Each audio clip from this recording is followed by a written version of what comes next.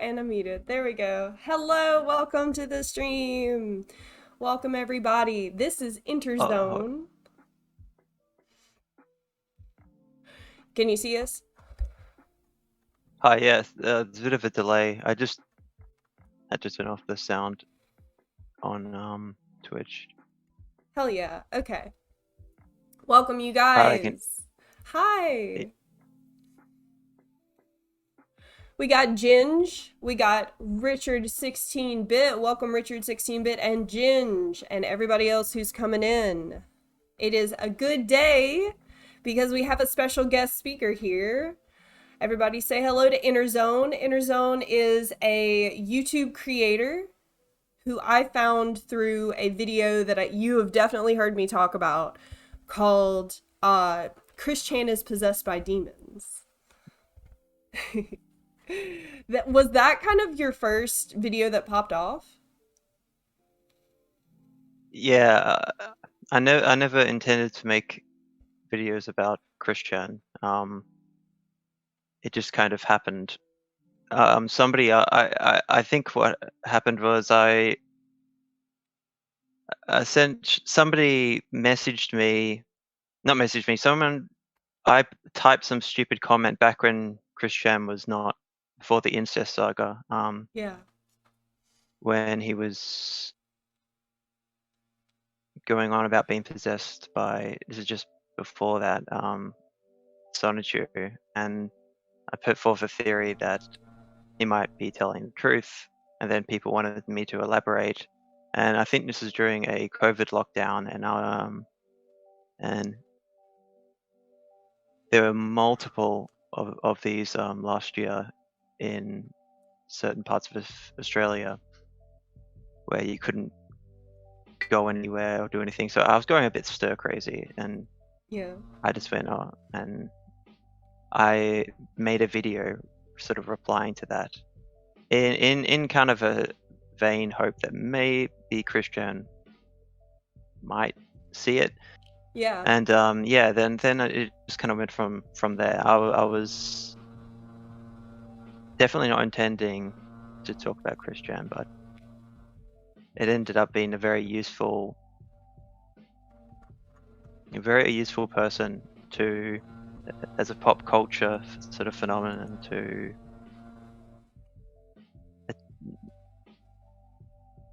put through a kind of esoteric or occult lens. He's Yeah. very good for that, to introduce, I guess, people to certain ways of thinking that they might not be exposed to normally. Absolutely. I am hearing from like Ginge. Ginge does not know sort of what you're all about, quote. And oh, by the way, Dickopolis, welcome to the chat, friend. I see that you're a first time chatter. So Inner Yeah, Zone. that's a friend of mine. Oh, cool. Hello, friend.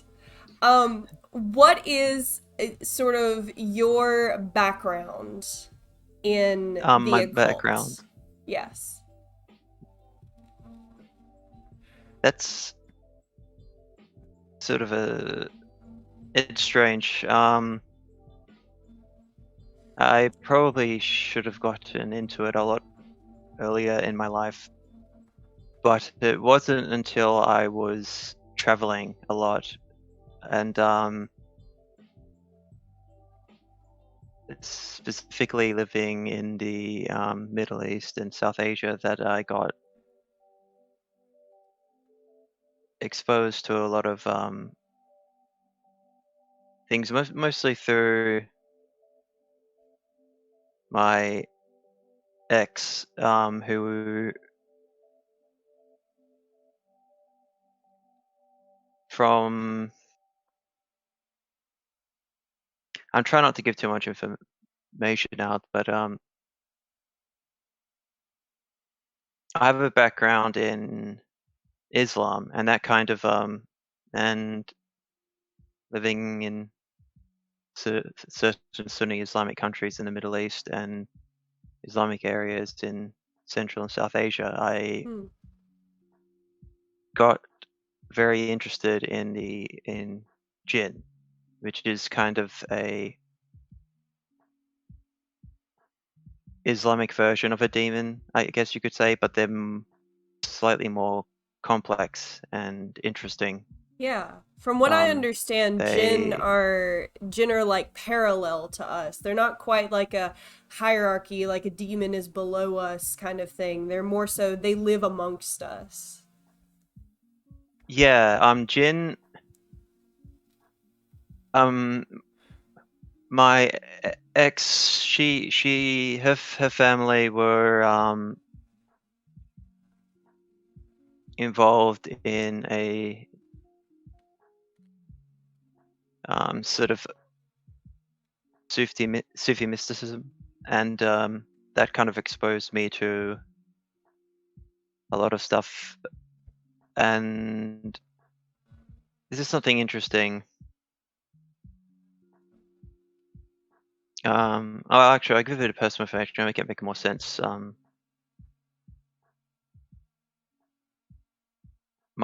She was actually my ex-wife. Um, she believed, so did a family, that within her bloodline were jinn that had intermingled with human women. Oh, really? So, and jinn are kind of a separate entity that, unlike the sort of Catholic or Christian idea of a demon, jinn can be. I mean, they live in the same kind of thing, like abandoned places and stuff like that. But they are, like in the Quran, it goes on about some are Muslims, some are kind of neutral, others are more malevolent. Hmm. They are a separate sort of interdimensional species. It's very interesting. And so she believed she had jinn in her family, and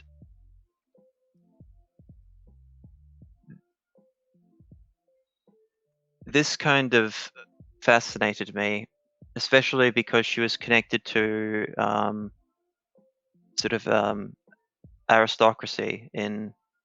I'm not going to mention which country, but Mm-hmm. in a country in the Middle East, and who are very Salafist. Um, but despite that, the aristocracy in some of these Sunni Islamic countries, they like to brag about having jinn in their bloodlines as almost a Ah. form of status. It's really interesting. So that this kind of got me interested in the and along with other experiences that I had, and a lot of strange things started to happen. And because sort of when you're around people who believe so deeply in something, I find that they seem to have a higher frequency of strange events happening. It's most likely due to the unconscious. Hmm. Sort If of you have a a fervent belief in these things. sort of an egregore. If the Yeah, audience is familiar with egregores, that's of course something that comes about. Like if we were to say that Santa Claus is real, it would probably be because we all collectively have a belief in a Santa Claus sort of thing. very similar to a tulpa in a way, but egregores Yeah. can be ideas too, that can sort of be tapped into. I'm not too familiar with the subject compared to other things, but Mm-hmm. yeah, with what these things, I essentially then got into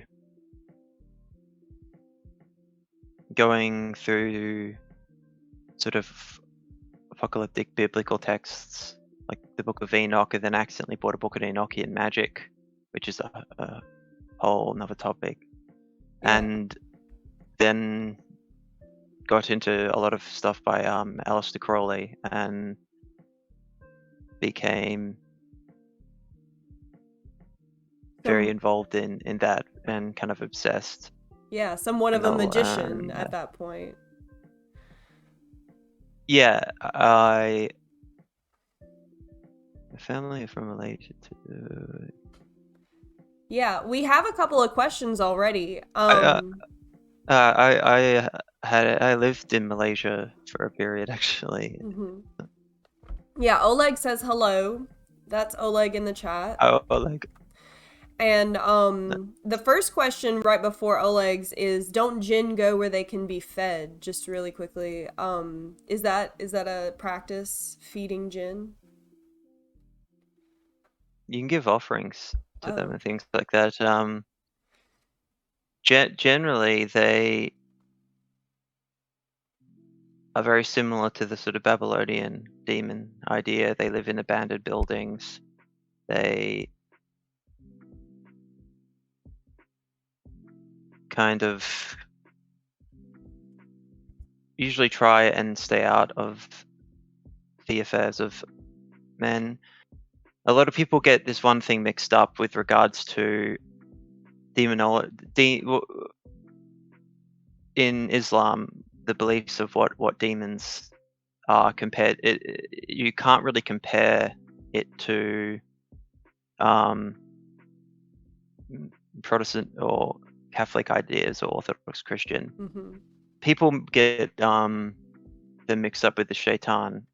Shaitan are a completely separate thing from jinn. Jinn are this beings of smokeless fire. They live in abandoned places, in caves, usually trying to stay away from people. Some are good, or according to the Quran. So Muslims, there's a whole surah in the Quran going on about Prophet Muhammad sallallahu alaihi wasallam going and converting jinn, or groups of jinn into Islam. Some are neutral, others are sort of malevolent. The shaitan are almost like a sort of Jungian concept, an unconscious archetype. That they don't have any kind of physical manifestation, and they are sort of things that whisper in your ear to try and sow discord, Okay. I don't connected believe I've heard of to, those before. Shaitan, you said. yeah, Azazel, the scapegoat, is mentioned. Azazel is mentioned in the Book of Enoch as one of the watchers that goes down and took a pact with a bunch of other watchers or angels that then slept with human women to have children that Mm, created, according to that book, the Nephilim and the yeah. giants that then were all essentially killed in, during Noah's time. It's very strange book, the Book of Enoch is. But Oleg sorry if had I'm a getting question. distracted. That's okay. Oleg had a Mm. question. He said that regarding your experience with Sufi Islam, um, you had mentioned to Oleg a Sufi shaman in Malaysia, and you said that you would expand a little bit on that. Uh, I may have. I did meet a Sufi mystic in Malaysia. However, the ones that I knew were more in South Asia, sort of India, southern India, and in countries in the Middle East. The one in Malaysia was I met by accident. He was a taxi driver, and uh,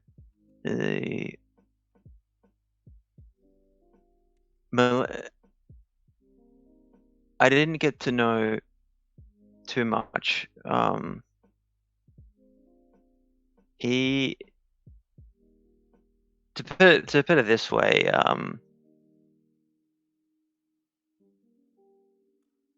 he used a lot of drugs in his Oh. practice, and he was just a very interesting guy. From what I understand, you are kind of against the use of drugs, especially hard drugs, in magical practice. Yeah, I probably got to reevaluate that because I'm a little bit hypocritical, to be honest. It's just I think I was trying to be responsible. I'm anti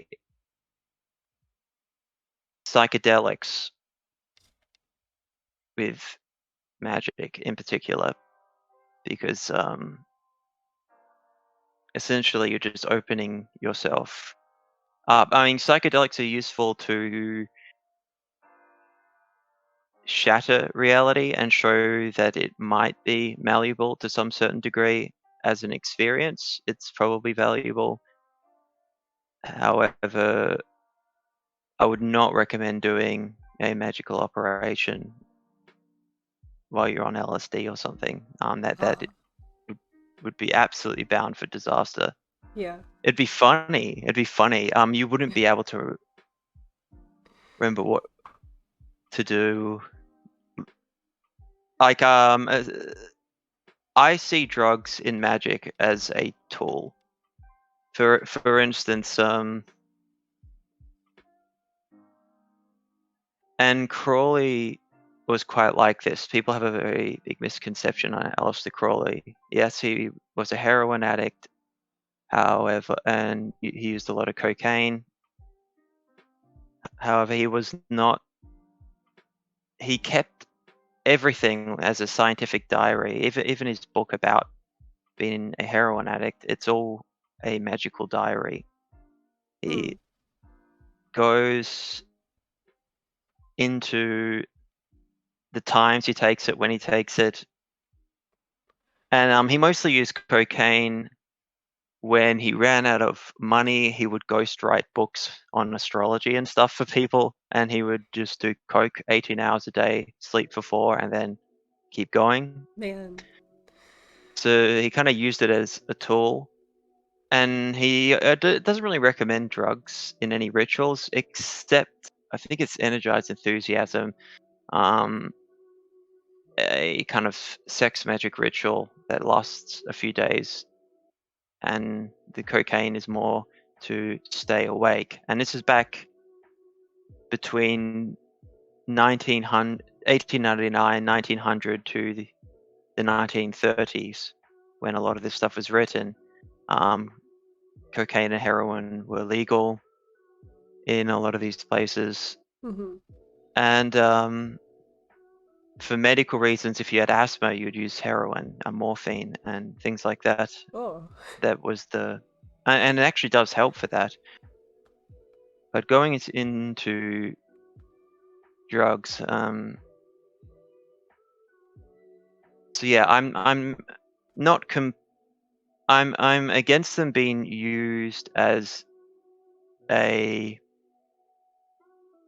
way to make things work, in a sense, like thinking, yeah, because you have to be incredibly focused and concentrated during a magical operation. Hmm. Like, say, the Goetia, right? Yes, the Goetia is one of the books from the Lesser Key of Solomon, I believe. Yeah, yeah. Hold on one sec. Sorry. That's okay. There we Yeah. go. It's probably gonna. Yeah. Um, it's essentially they got the entities from a thing called the Shem Hameforesh, which is the Kabbalistic um thing that Oleg knows quite a bit about. Yeah. Um, 72-fold name of the Tetragrammaton. So I won't go into it, but from the Shem Hameforesh, they got the entities from the Goetia, or the Goetia. Um, if you're going to do a goetic ritual and you're drunk, or it would be a nightmare, especially if you're doing it properly with the whole magic circle set up and all this, and you have to make sure every correspondence is correct. Yeah. You have all these rituals you have to do. There's the banishing ritual of the pentagram, then the greater rituals of the hexagram, and then circumambulation around. It's a whole thing. It usually takes, the way I do it, a couple of hours straight. And if you don't particularly need anything to have something strange happen, if it works, if you do the ritual and nothing happens, then you reevaluate and do it again. But it generally works, and you don't need anything to see these strange things happening. And so marijuana, I don't smoke weed for, and I know I've been pretty strong in the past about marijuana with magic opening you up essentially to demonic or clipothic kind of influence, which I still believe, but I have friends take it in low doses, not smoking 60 cones a day and Yeah. then trying to do it. Yeah. That's fine. I can't judge them for that. With other stuff, they're essentially tools, like stimulants. If you need to stay awake for a long time, can be useful. And in particular, the drug I guess I'm mostly used was opiates. And weirdly enough, opiates have almost a form of give you almost a form of magical protection while you're on them, like opium, which I used heavily in South Asia. And it also can give you kind of strange visions and things like that. Anyway, I'm probably going off on a tangent, but No, that's I'm fine with them being used as tools. yeah. So being used as a tool, and you would say that some tools are less effective than others, is basically what I'm Yeah, hearing. alcohol has no place in magical ritual. Essentially, that's my main criticism of Jacob Sockness. I keep trying to tell him to stop getting wasted. I was just about Um, to ask you about Jacob Sockness actually in relation to that. So, you guys, if you are familiar with any Christian lore from the last few years, Jacob Sockness is a person who was very enamored with a certain lolcow named Christian. They used to talk back and forth on Twitter a lot, and that's how I found out about him, which was actually before I ever discovered Interzone here. So Jacob Sockness is a person who is also autistic like Chris Chan, and who engages in mhm. a lot, I would say way more than Chris, engages in a lot of magical practices.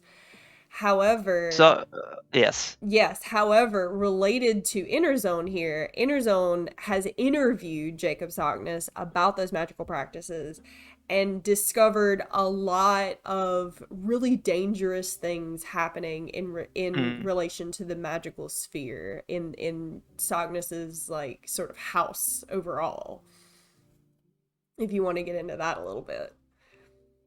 Yeah.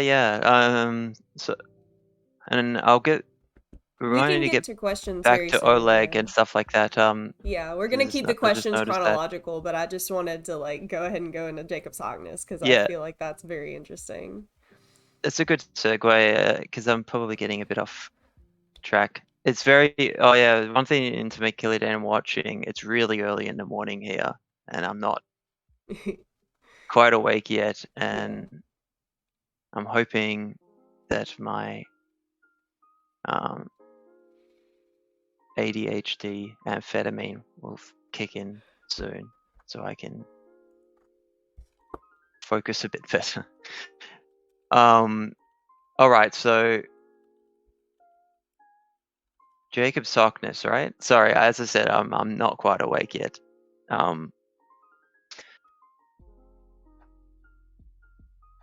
With the Christian stuff, I had been following that since 2008, and I found Christian really creepy. He gave me kind of pedophile vibes, and Yeah. I then kind of just continued to follow what was going on in his life until around 2015, where I then completely disconnected from looking it up. And then during the COVID lockdowns, I heard that he'd been influenced by this occultist. I was like, wait, what's going on? And it was actually Jacob Sockers that got me to look back into Christian and Yeah. then catch up on the whole thing. And I was like, oh wow, this is interesting. Jacob Sockness is I still communicate with him. Like I consider him a friend, to be honest. Wow. He is definitely the most interesting person I believe who's popped up in the Christian stuff. Sockness has written multiple books worth of material. Essentially, he's got his own religion, which Yeah. I find fascinating that he has, in a weird way to me, and this is probably going to piss off a lot of people that know me in real life, but if anybody in the modern world I can think of could be the reincarnation of Aleister Crowley, it would be Jacob Sockness. Oh, wow. And I say that quite seriously. In especially in thelemic circles, which I'm involved in, there's always a joke where somebody will just start announcing that they're the reincarnation of Aleister Crowley, and which is quite funny. But Sockness, Crowley brought the Book of the Law through in Cairo, Egypt, through after his wife. I won't go into the whole story. Mm. But if you believe in a Fleming perspective of it, it was a brought to him by a kind of partitioner between gods and men, and dictated to him from outside himself. And Sarkness, what he's done is spent 10 years channeling, which is a really, really dangerous practice. Yeah. I don't approve of channeling, especially the sort of new age idea of it, because essentially you're deliberately opening yourself up to being possessed. And when I say possessed, I'll go into that more later. With demons or jinn, I'm not. And if people see my videos, I come off where I say things about magic and cursing, because I essentially what I've done with the Christian stuff is put a lot of core magical ideas and used Christian as the archetype, as a pop culture figure, to then show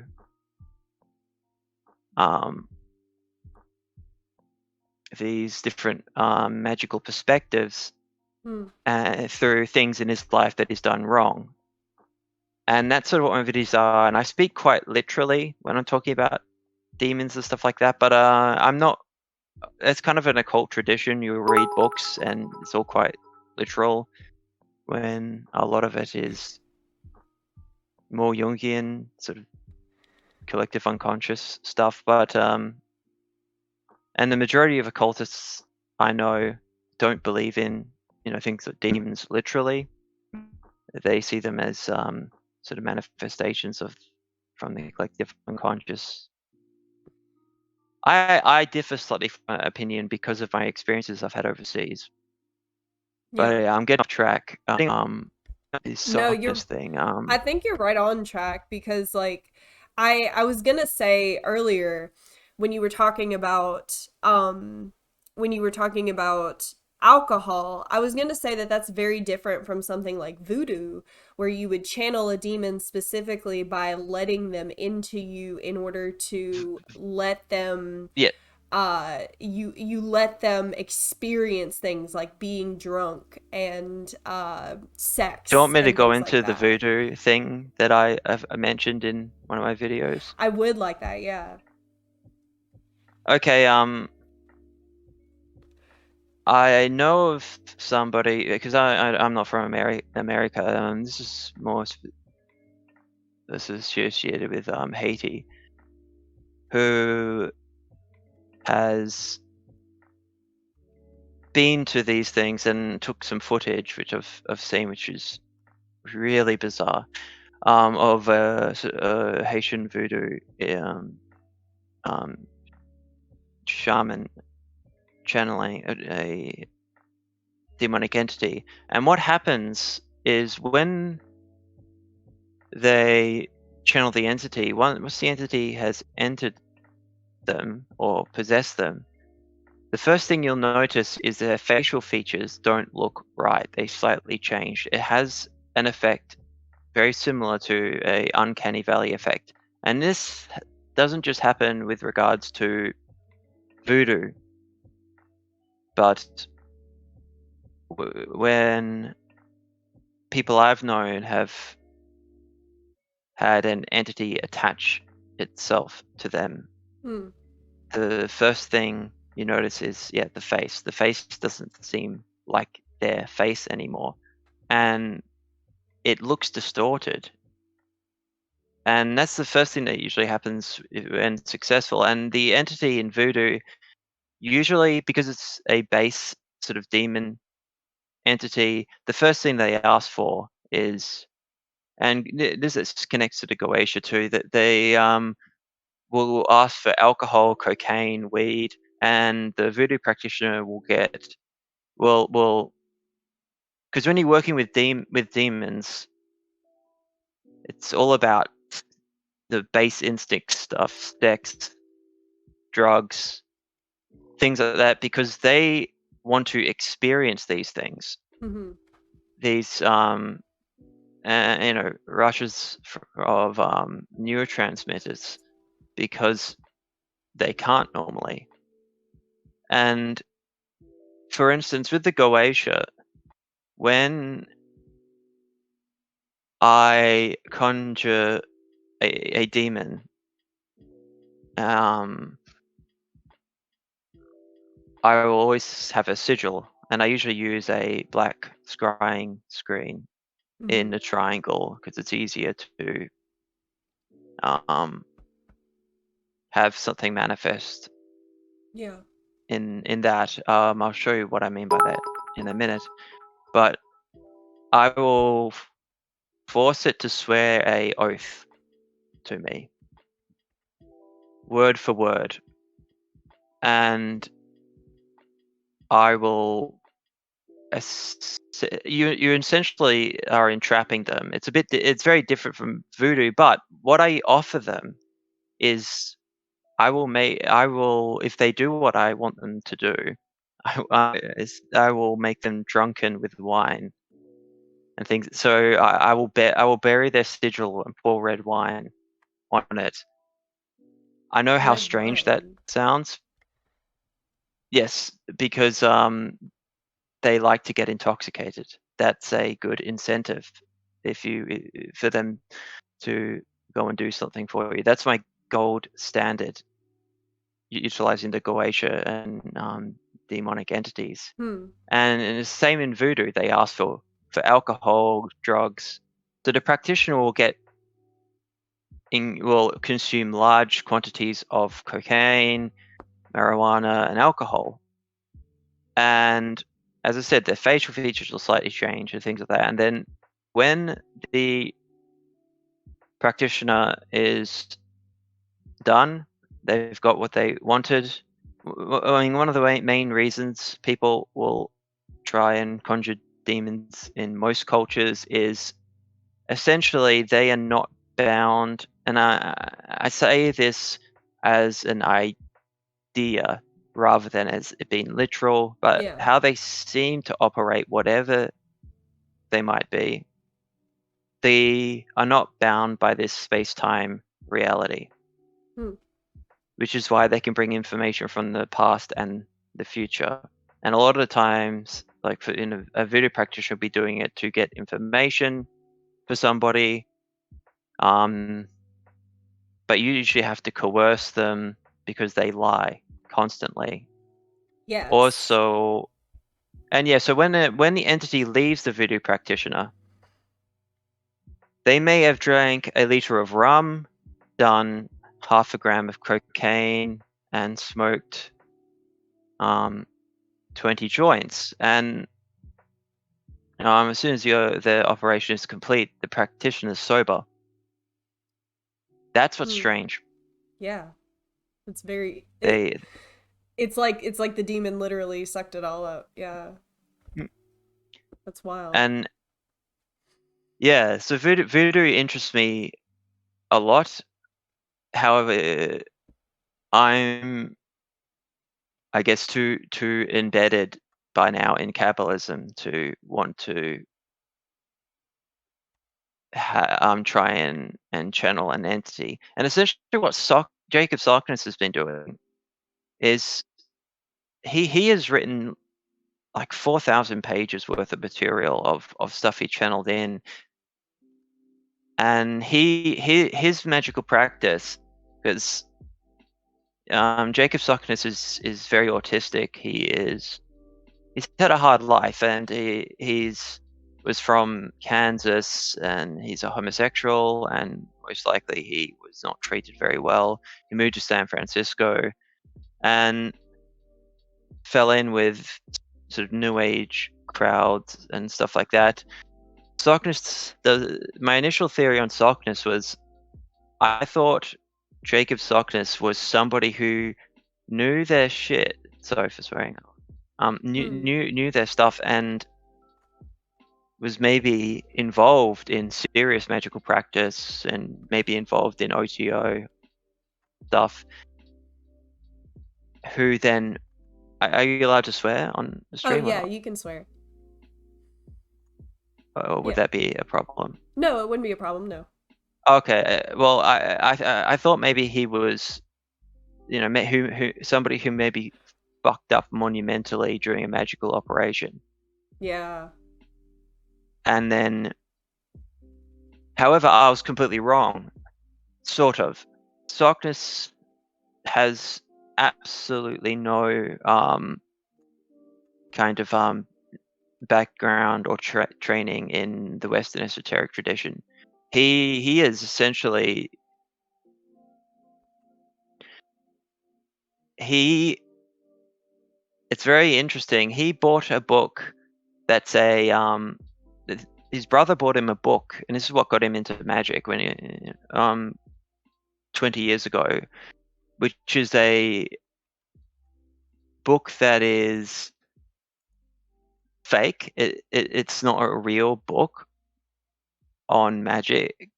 However, it does have good magical practice in it. It's called the Simon Necronomicon, Hmm.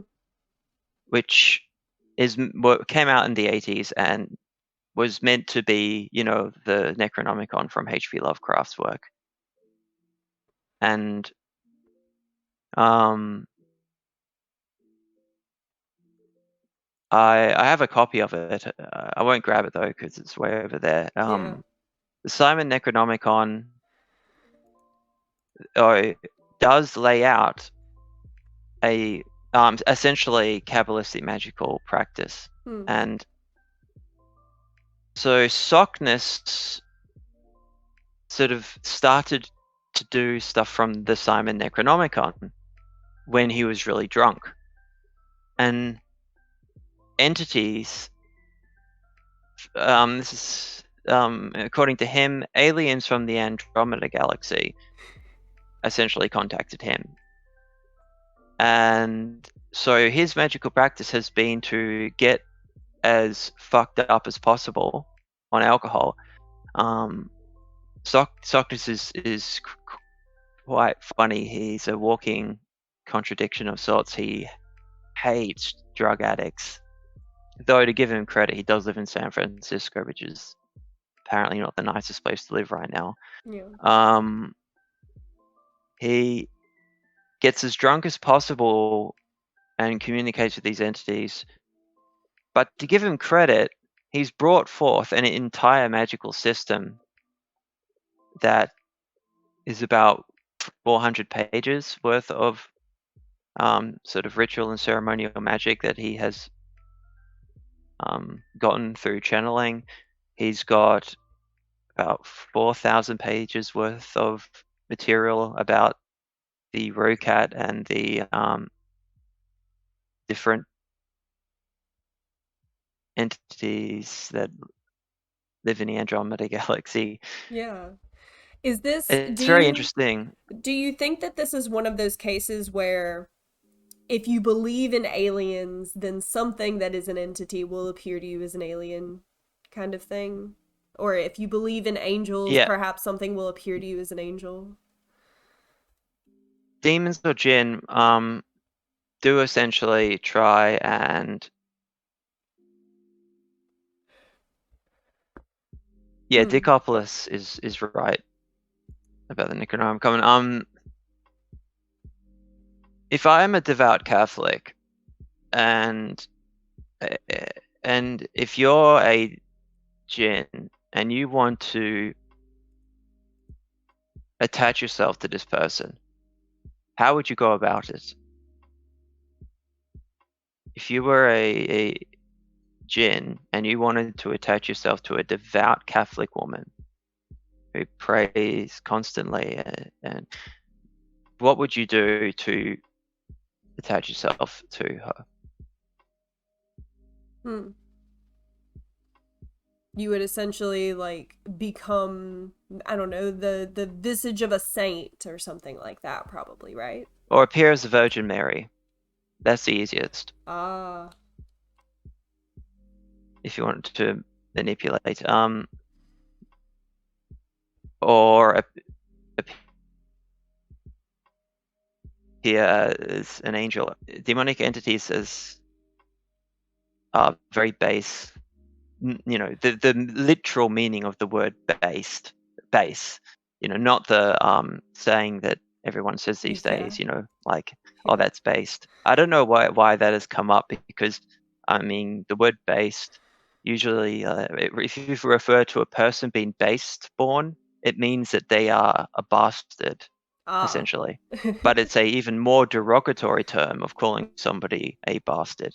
Yeah. A bastard is, you know, born outside of marriage, but being based born is essentially, you know, a more insulting way of referring to someone's bastardy. Yeah. And based, where I'm referring to it at the moment, is sort of base instinct stuff, you know, Mm-hmm. sex, drugs, those kind of base things, and that's what demons essentially that are associated with. So yeah, Sockness is very interesting because he's brought it through all this material. So Jesus was So Jesus was a a bastard. Let's see. If you want to go about some of my theories on Jesus, I won't go into that. Jacob Sockness, I respect that he has created an entire religion. In fact, I kind of want to turn him into a cult leader. I don't. He knows that I have my own beliefs, that I'm not somebody who follows his Yeah. religion. Um, but I haven't written 3 books worth of material about planets and their culture from the Andromeda galaxy. I haven't written a massive book on ritual magic that I got through talking to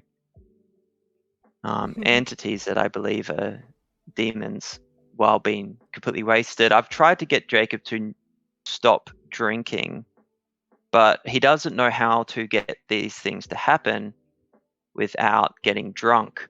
Ah, I see.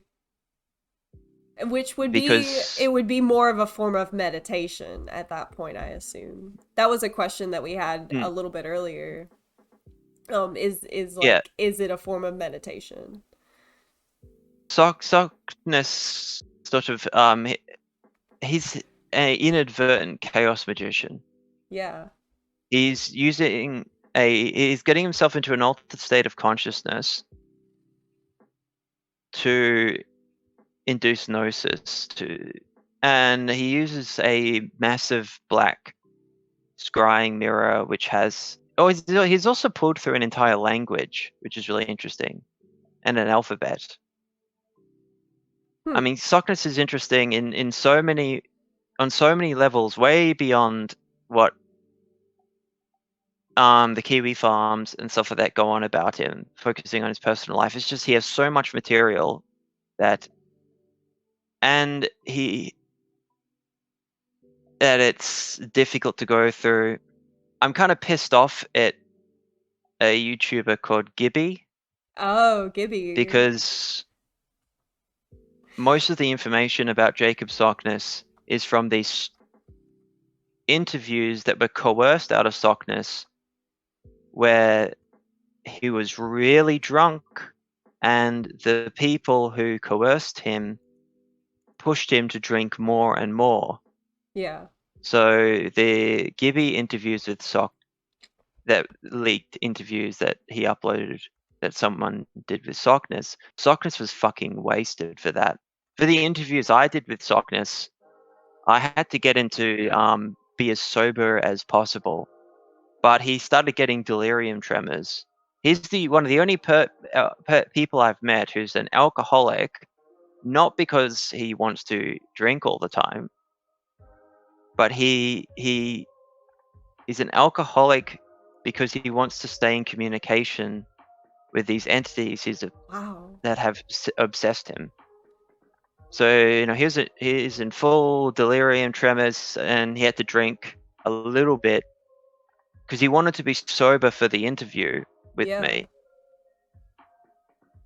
And by the way, yeah, the interview, that was the first time I'd ever talked to Sockness, so my reaction to it was I was quite overwhelmed by and it was very I wasn't used to Sockness yet, Yeah.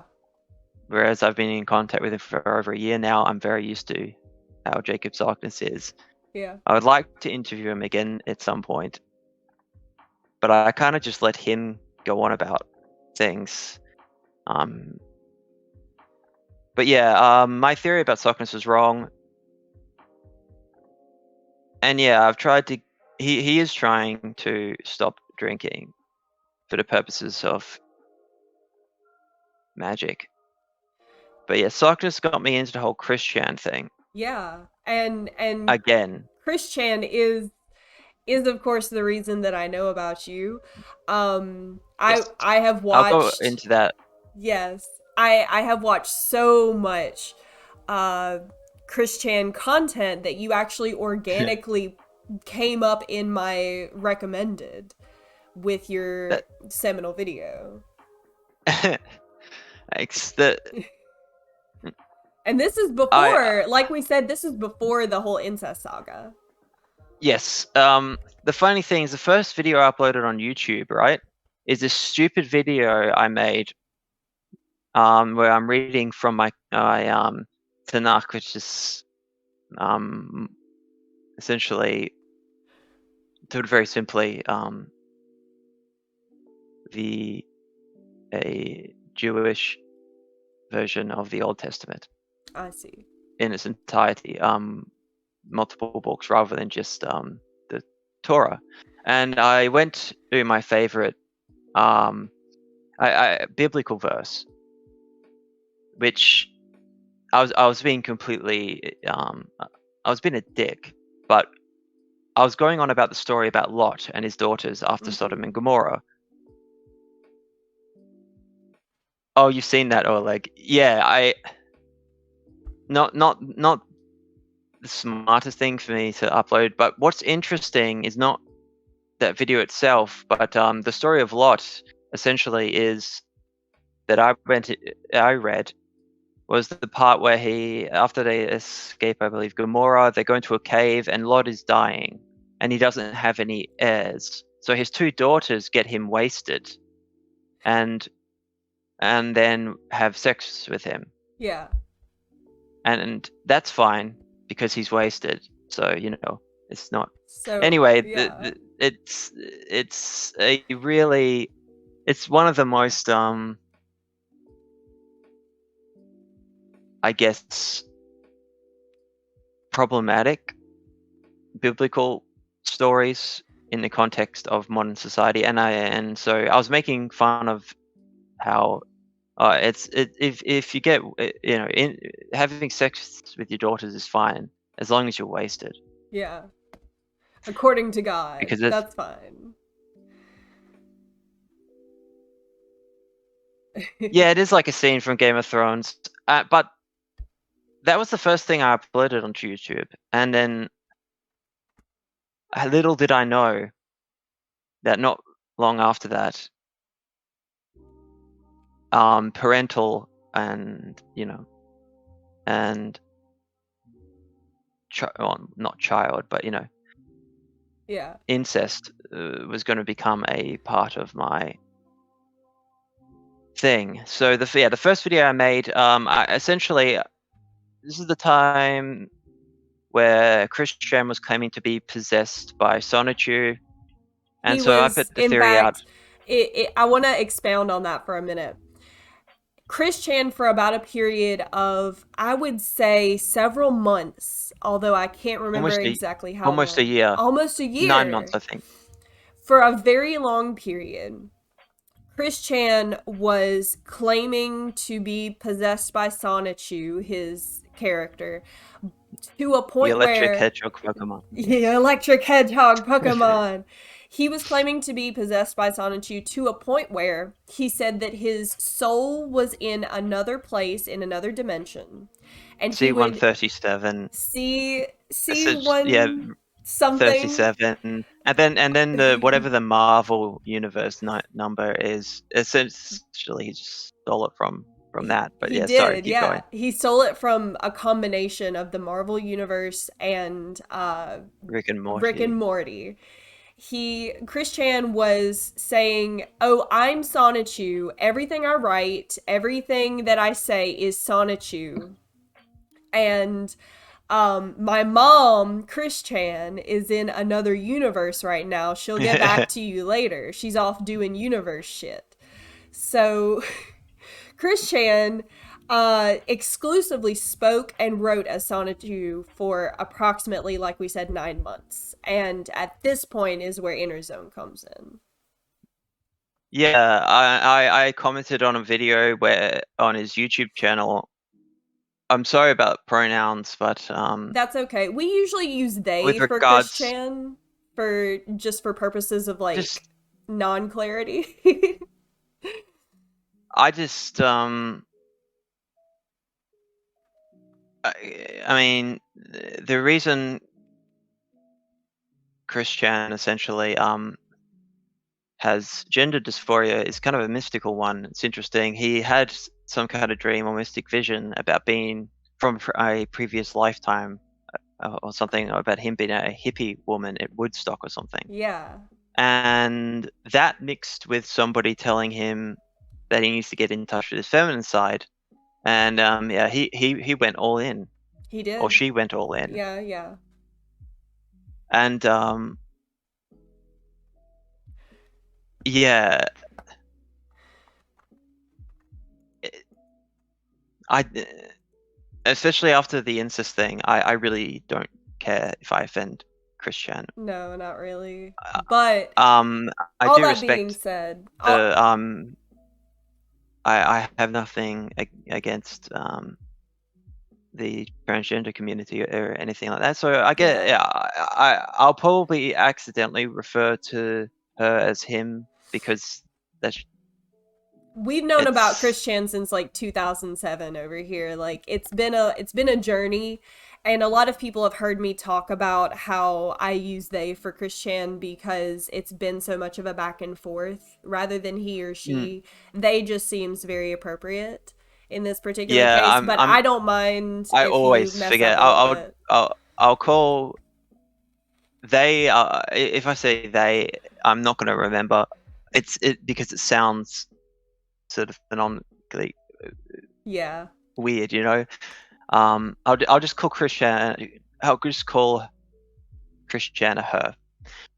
Anyway, she, that I made the video. I commented on a video where she is doing this horrendous lecture somewhere. I don't know where Yeah. about Sonichu and all this stuff, and I went and commented that Christian is telling the truth when he says this is possessed. And then people wanted me to elaborate, and then I made the first video.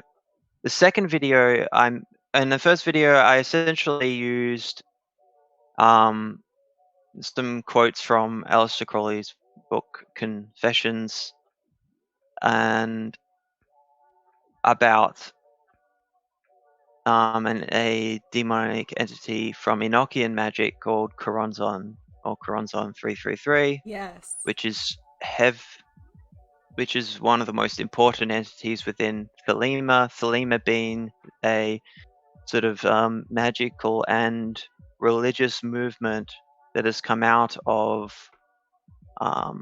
Aleister Crowley's revealed text, to use a Masonic term, Mhm. called the Book of the Law. And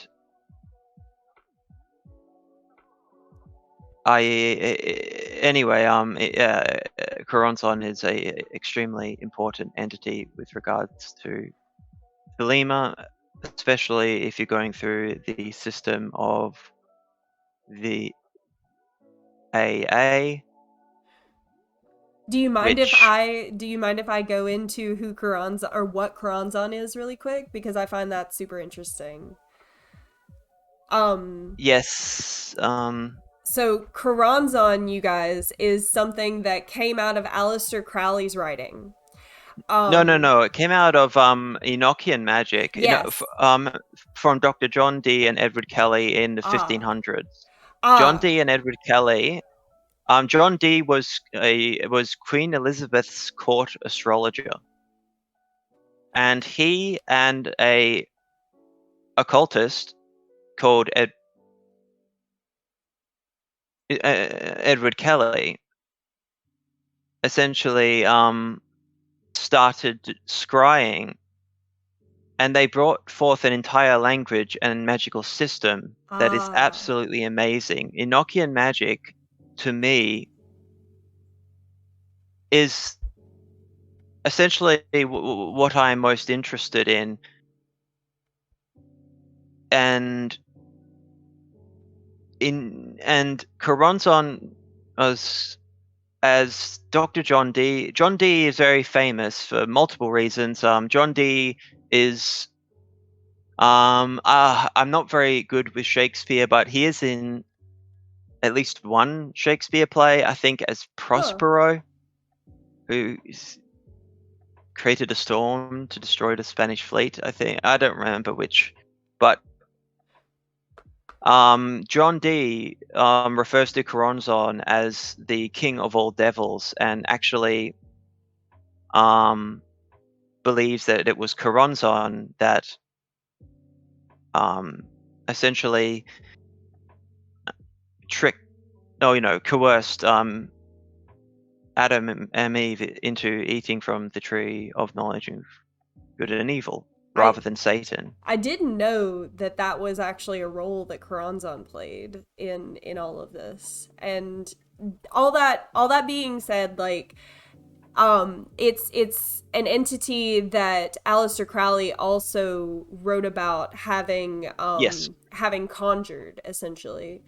And I'll read out the quotes oh that yeah, I used in that video very quickly. the Choronzon is used as is essentially the if you want to do the most edgy thing ever back in the day, you would go and summon Choronzon. yeah. I even read in a video from Aleister Crowley's Vision and the Voice, which is a text about him and one of and a neophyte in the AA called Victor Newberg. They both went into the Sahara Desert and did the 30 Aethers of in Enochian magic, and they went to I think they were in the middle of the desert in Algeria because Choronzon is geographically located in that area, and the 10th Aether is if you want to read the Vision and the Voice, I highly recommend it. If you want to know what a demon is like and how it operates, there's PDFs of this everywhere. Read the 10th Aether, known as Zax, I think it's called, of the Vision and the Voice. Mm-hmm. That's the story of Victor Newberg and Aleister Crowley summoning Choronzon into physical manifestation. They cut off the heads of 3 doves, pour it into the triangle. They use essentially a magic circle and a triangle in the same way that you would for doing works with the Goetia, except they did it in the middle of the desert. And this was the most terrifying experience in Crawley's entire magical career.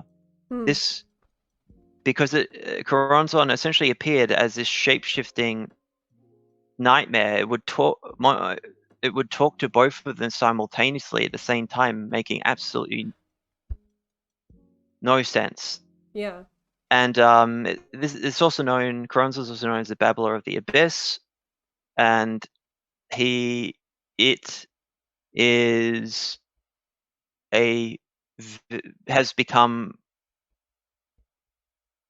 essentially the dweller of the threshold in Thelema, to be able to go and cross the abyss of the Sephiroth into the supernal triad, into Bina, Shokha, and Kita. You need to in Crawley system, you need to pass through Choronzon. Mm-hmm. Anyway, what I read is this is from Confessions by Aleister Crowley.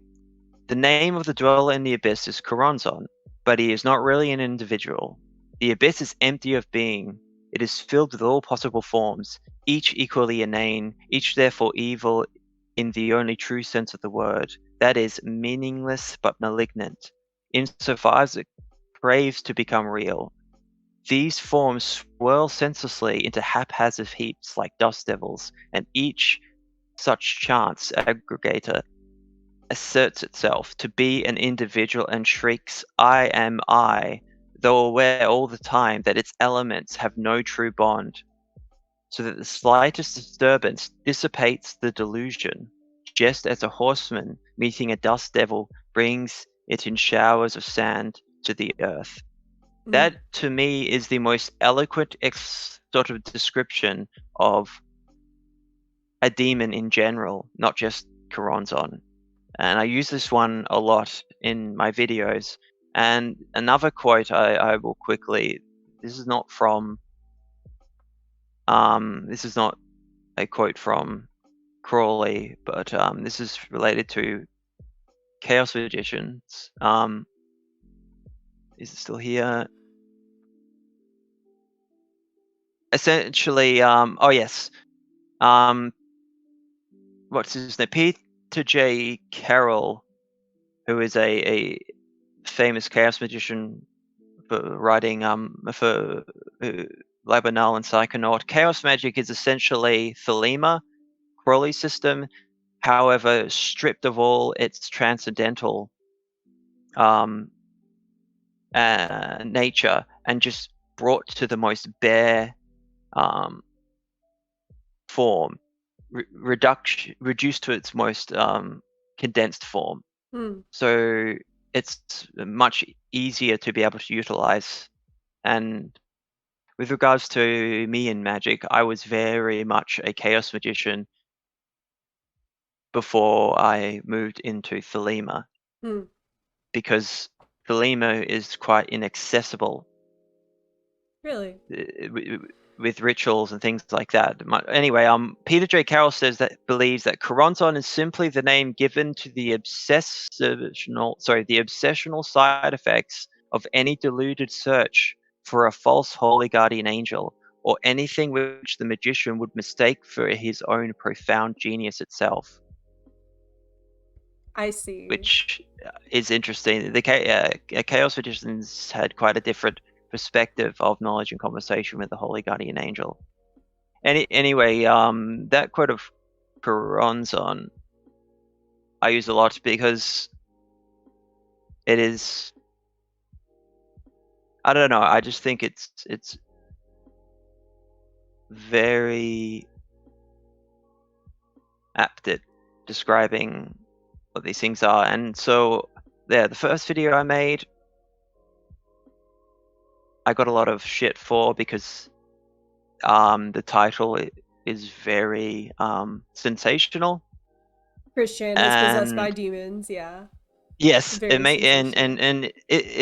and at the time I was in a COVID lockdown, completely isolated for um months, hard lockdowns that went on for two years, where I couldn't see any friends because essentially I was only able to leave I was in another apartment at a time to go, and you couldn't even leave your apartment after like 7 p.m. The fine was between 5 and 25,000 at one point. One guy went off to get a packet of cigarettes at 3 a.m. and was charged. I mean, it was ridiculous. Anyway, the reason I look like Rasputin in those videos is because I'd been, my work was gone at that time. Everything was just fucked up, and I was going through a divorce, so it was the perfect time to go on the internet and you know talk about this stuff. I would assume that from looking, if someone sent me that video and I just looked at the guy and the title, I would just assume it's some schizo.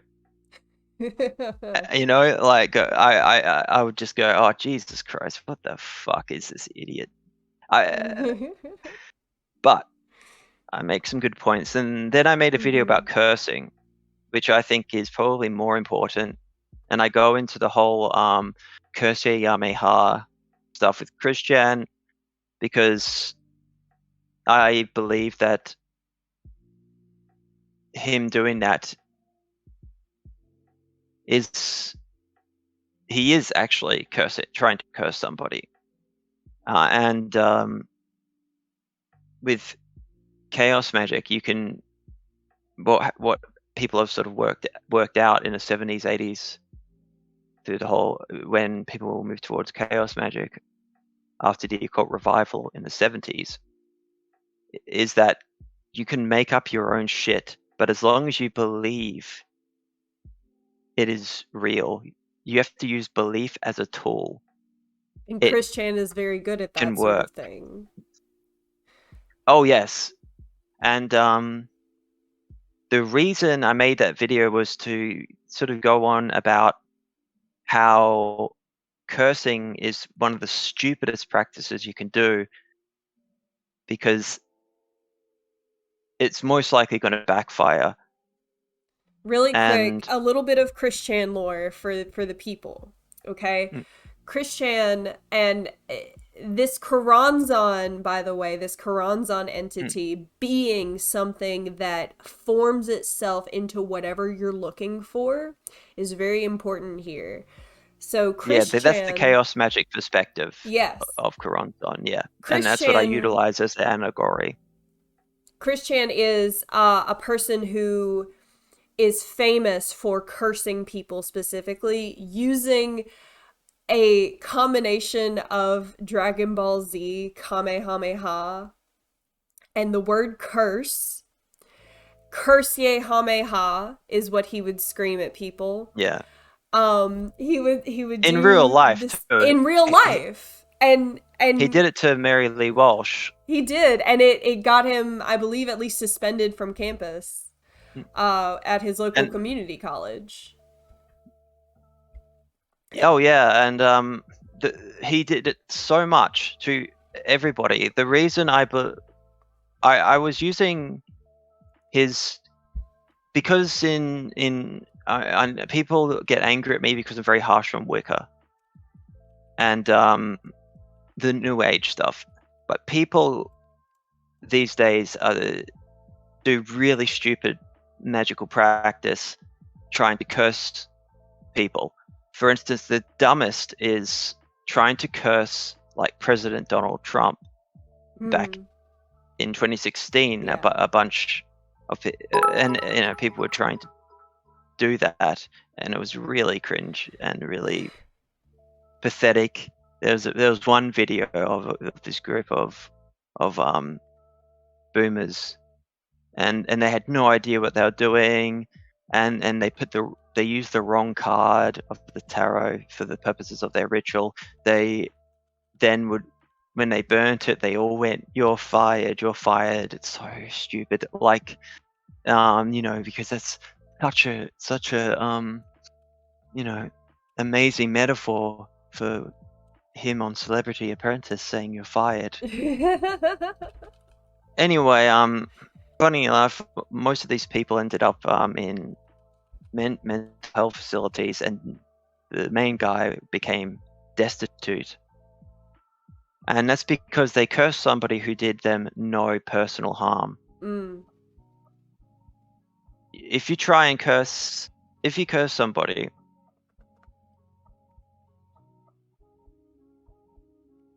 I have and I go into that in that video. Essentially, cursing is a horrible thing to do because if it is successful, curses are usually hereditary, and Ah. it can run in the family. Their pets can start dying, their children can start getting sick, and then it can pass down to them. And people have in places like Ireland and Scotland have literally gone as far as to move to places like Australia to try and escape a hereditary family curse that some folk magician did to their family 200 years before. Really? And in Scotland, in particular, there's a book of people just going overboard, cursing each other. And anyway, and Haiti is a good example of why you shouldn't just start cursing all the time, because that is a very common practice in Haiti, and it backfires the majority of the time. I don't know why it works this way, But cursing is not just something, a magical practice. It is something that you can do inadvertently. If you hate somebody so much that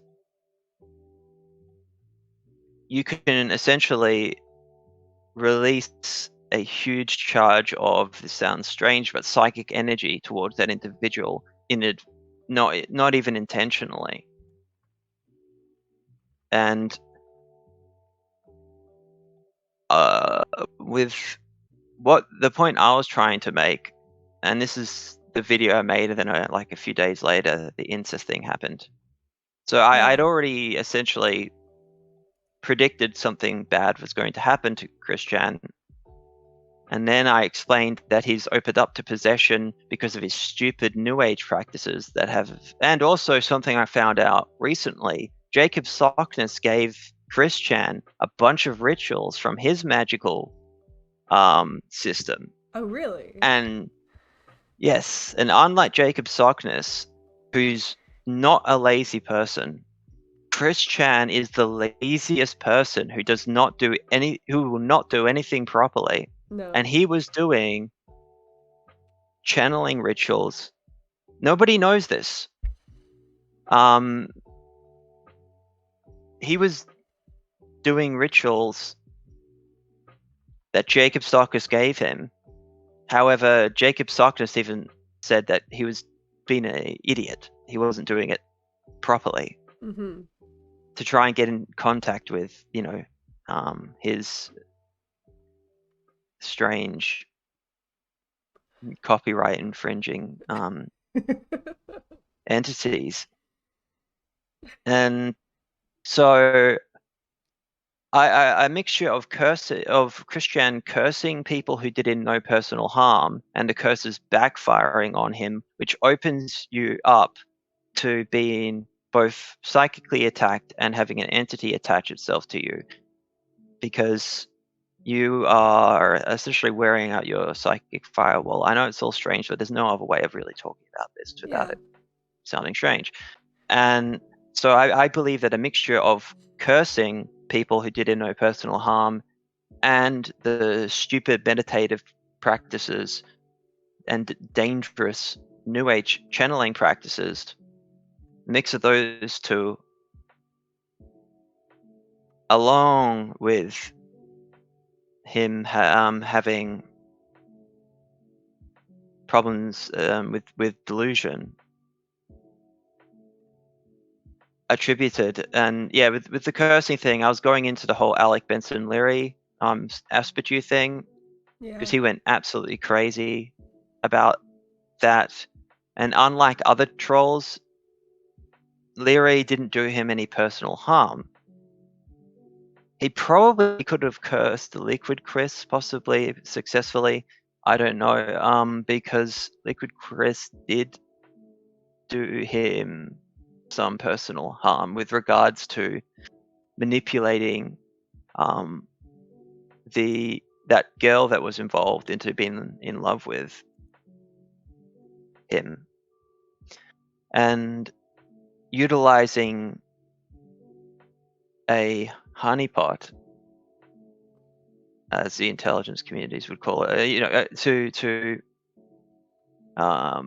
mess with Chris, utilizing love, even though with Chris it's not a love quest, it's a sex quest.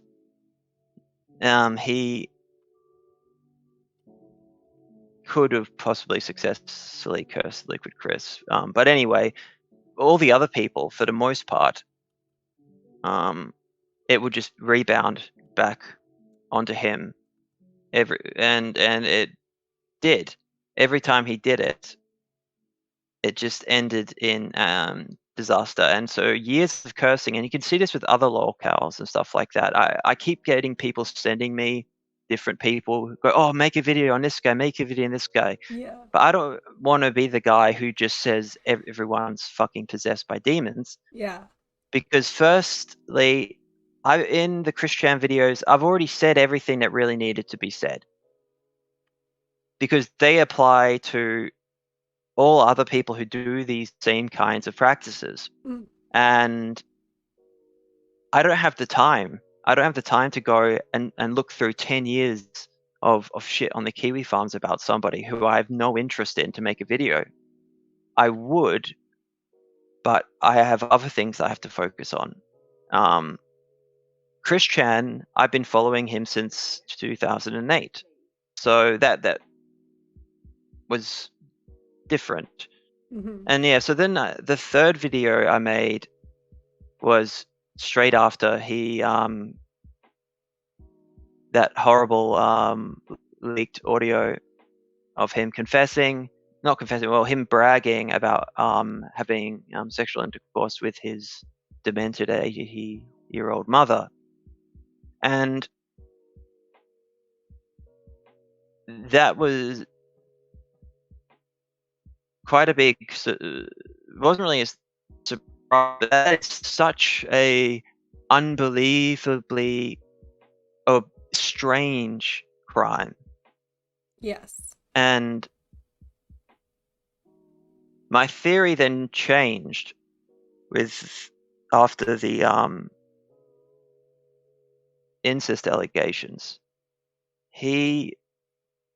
My theory was that whatever entity was in Chris deliberately wanted his stuff to be leaked. He Mm. bragged about it, knowing full well that people were going to find out. And essentially, I believe the entity was using Chris to create a absolute sensation of media and internet hype and focus onto him and by proxy the entity. And that it wasn't the act of incest itself that, and I'm not saying that Christian is by any means not responsible for what he did. He is completely responsible for what he did. If the allegations, which definitely seem to be true, if he is found guilty,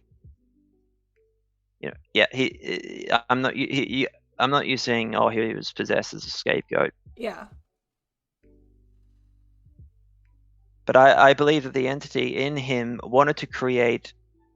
It used the incest, as a means to then have a absolute feeding frenzy of the psychic storm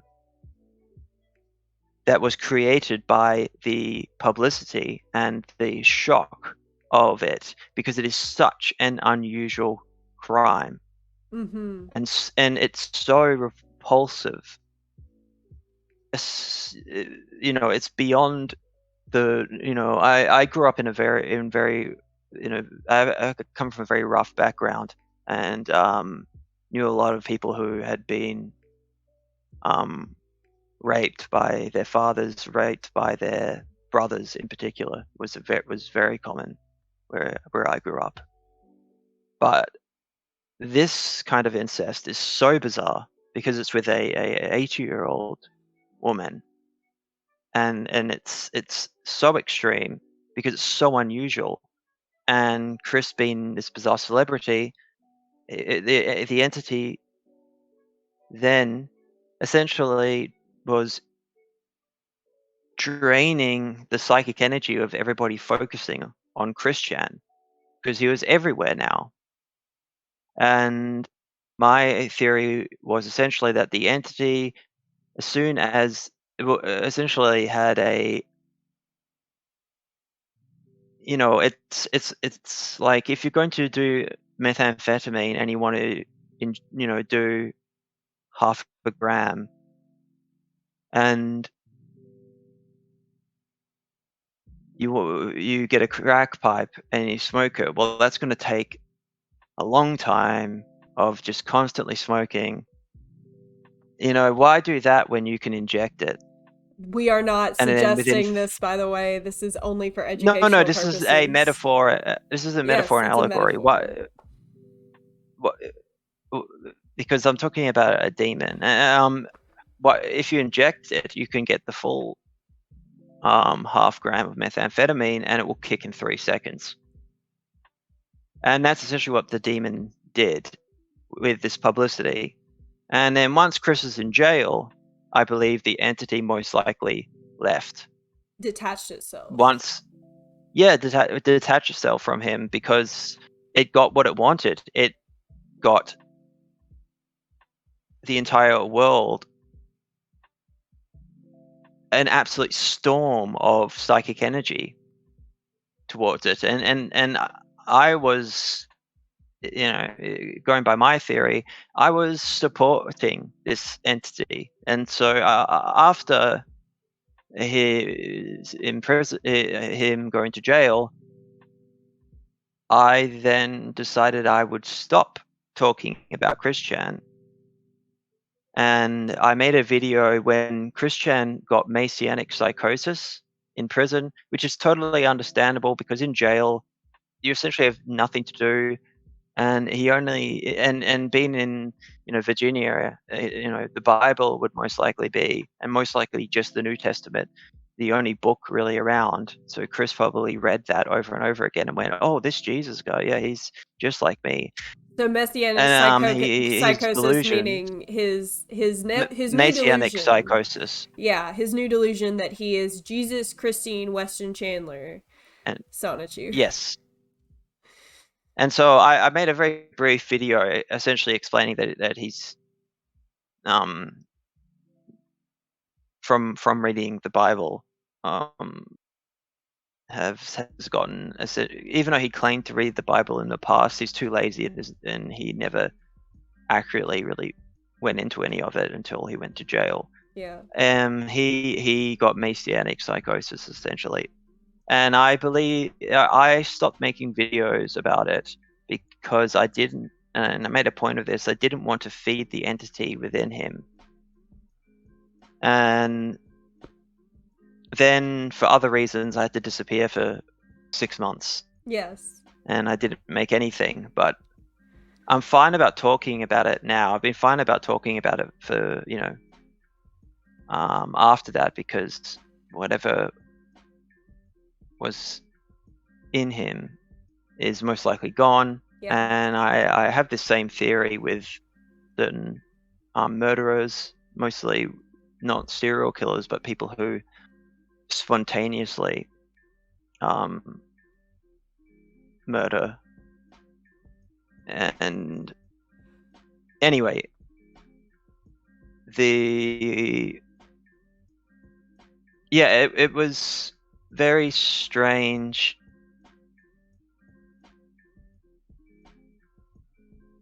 I would recommend watching these videos. My opinions constantly change on things, so I might not have the same. I haven't had a chance to rewatch them. I've been extremely busy. But my opinions might be slightly different now than they were then. I talk very literally when I'm mostly probably going through a more Jungian perspective. However, I do differ from the majority of occultists I know because of my background and because of the places I've been and certain experiences I've had overseas, where I've seen Jinn, and that, and I've taken pictures, and I can't use them to prove them to anybody, which is why I haven't really bothered showing anyone other than friends, because in India I have all these pictures of orbs around flying around a building, but anyone can Photoshop that kind of thing in. But to me, seeing that and then seeing all these entities on the building later on was changed my perspective, because I got something on film, I got something on camera, so I wasn't hallucinating. Yeah. But it could have been a form of catalytic exteriorization phenomena. which is something else that is extremely important in my perspective of things to probably go into. That's essentially. I was living in 2019. I was living in Hyderabad in southern India. I was living in an Islamic ghetto, almost like a pogrom. It was extremely and this was at a time where Hindu-Muslim tensions were in a really bad way. The parliament in India, being essentially Hindu, they were threatening to kick out all the Muslims from India, which is an impossible task, but it scared the shit out of people involved who lived in these Islamic communities, and they would almost section off these communities, and then they'd be surrounded by Hindu ones, and they would just run down horrendously, and the poverty. Nowhere else in the world have I seen poverty as bad as in southern India, where there were just shanty towns on the side of the roads, dead bodies of people died of starvation and stuff like that in the middle of on the side of the road. I remember I was in a rickshaw, and I used to smoke very heavily cigarettes. I managed to quit smoking this year, which is good. Congrats. And thanks. This Muslim woman walked in the middle of the road, even though there's 1,000 cars going everywhere, and it's absolute chaos. Somehow everything works out in India without everybody getting killed. I don't know how, but it just does. She came up to me because I was in a suit and a Westerner, and I looked rich, and asked me for, money, and she had a baby. And I noticed something. The baby was dead. It had been dead for possibly a couple of days. It was in full rigor mortis, and my reaction was, I handed her a cigarette because that's essentially all I had on me. It was she had gone essentially insane, and yeah, that's how bad it was during that time. It was worse than anywhere in the world I've ever seen. And the Hindus would go through the Islamic community I was living in, and with armed, and they would go to house by house for protection money, essentially extorting the community, even though they provided absolutely no protection. The conditions were horrendous. I actually got into some serious trouble in India, which is funny because I assumed that when I was in Middle Eastern countries that I would have a higher chance of getting in trouble. But in India, I was accused of being an intelligence officer. Really? Infiltrating an Islamic community to deliberately destabilize, to deliberately try and bring more Salafist ideology to the Islamic community there in order to try and subvert the Indian government, in a sense, by creating a essentially or supply. This is what they accused me of. So, luckily, yeah, I was arrested instantly when I went to India and taken away for interrogation. And the only reason I managed to get out of this situation was, and this has happened to me in other countries too. Essentially, I think they only approved my visa purely to arrest me as soon as I get to the country, because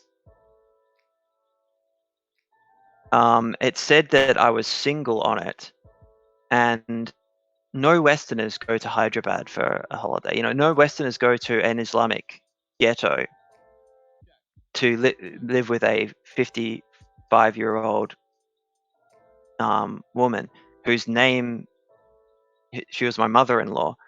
I never referred to her by a name, so I completely forgot. And so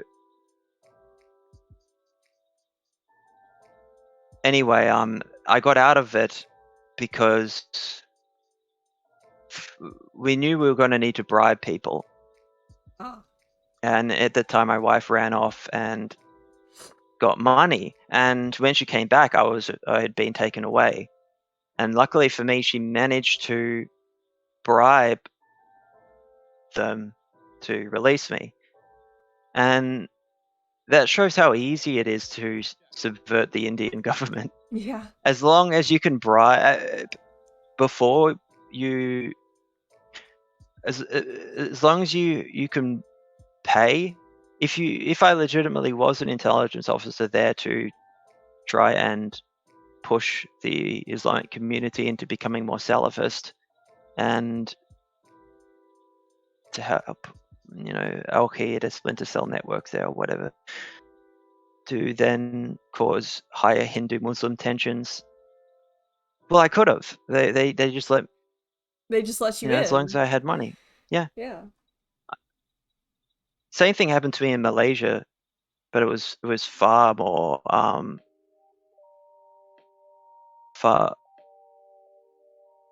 more difficult to get out of that situation.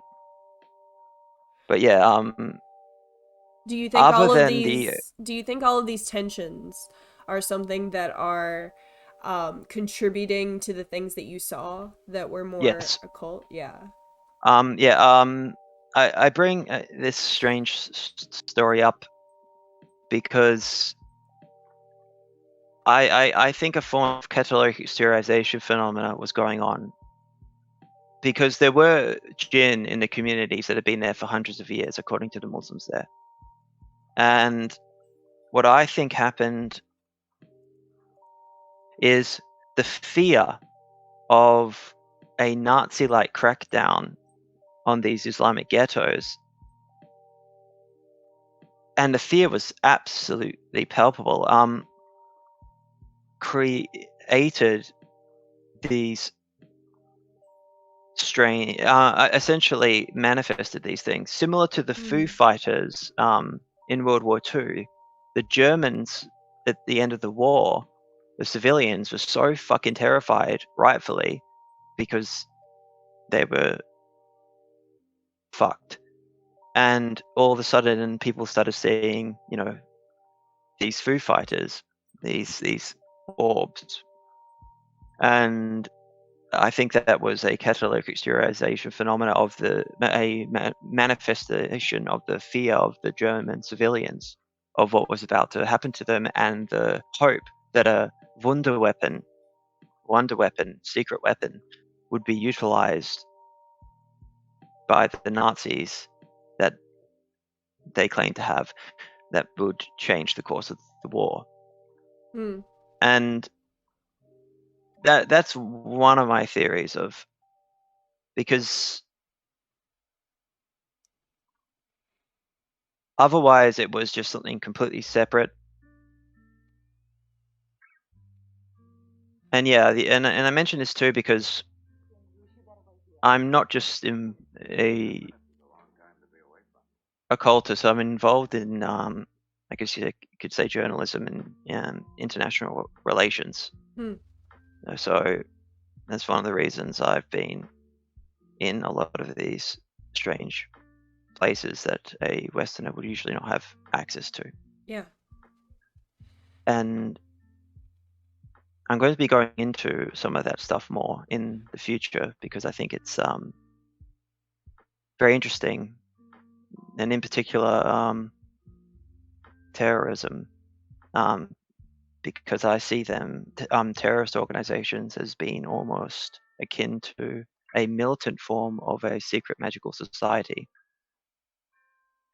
And yeah, I'll be going into stuff like that in the future. Yeah. You see Um, militants of a particular type, or just militants in general as having that capacity? Groups like Al Qaeda or Al Qaeda, very it translates to the foundation. They, even though they're very a Salafist movement, they operate very similarly to certain secret societies because they operate in the same form that a clandestine intelligence agency would operate, but via making cells where you only know the person you need to know, and essentially a intelligence officer will have assets, and they will not know each other, and they will only know the intelligence officer, and he might be an asset of another. It's a network that goes on and on. Al Qaeda is very interesting because it is a religious, even though they're completely against Sufism, they but they have a very sort of, all the occult means is secret. Hmm. And the Taliban fascinate me in particular. They're actually slightly different with regards to their form of fundamentalist Islam than Al Qaeda, even though Al Qaeda and the Taliban are deeply intertwined. The Taliban come from a completely different school of Sunni Islamic jurisprudence. They're from the Hanafi school, whereas Al Qaeda is from another, and they're also influenced by the Diabani movement. Hmm. And anyway, in the future, I'm going to go into this kind of stuff. There's even I can give you an example of a terror organization has been designated as a terrorist organization that is actually a magical secret society. They're called the O9A, or the Order of Nine Angles. They're a sort of Satanist group that in the recent years has had associated members commit acts of far right terrorism, Hmm. and they're very interesting. Do you ever They I guess I've never thought about this before, but have you ever heard of like modern occultism in modern right-wing, maybe Nazi groups? Because I know That's that what I'm talking about. yeah. The Order of Nine Angles. They're associated with militant neo-Nazi groups I like see. Combat 18, Okay. and their members, a lot of them are in the military, Really? and yeah, because you have access to guns, and one of the reasons too is you do things called insight roles. That's where you deliberately participate in a role where you are essentially, um, say, for a form of a magical initiation. Say you join I won't go into that too much, but people join the military who are very left-hand path kind of based magicians. They'll do things like put sigils on their guns.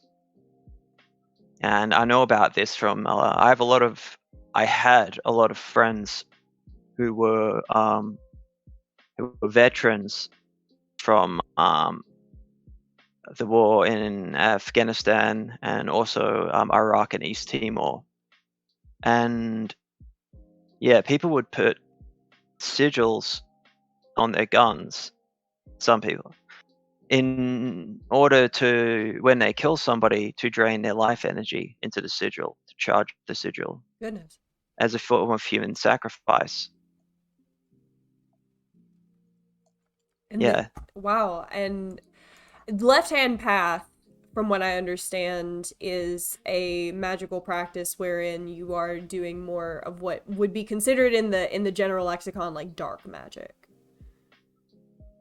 The left-hand path really, if you're going to go by, say, Crowley's definition, essentially any magic that is not for the purpose of getting you into a higher form of attainment is black magic, according to Crowley. So doing things for pure material gain rather than for a transcendental spiritual gain. I see. And Crowley was almost like he was like a monk. His entire system is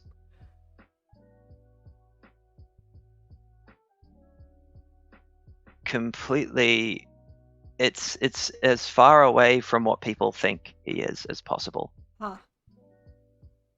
But yeah, the left-hand path as a idea these days, yeah, most of it's just bullshit, just edgy wannabe Satanists or housewife Satanists, as people sometimes refer to them, LaVeyan Satanism, which has some good points in it, but LaVey is a fucking joke.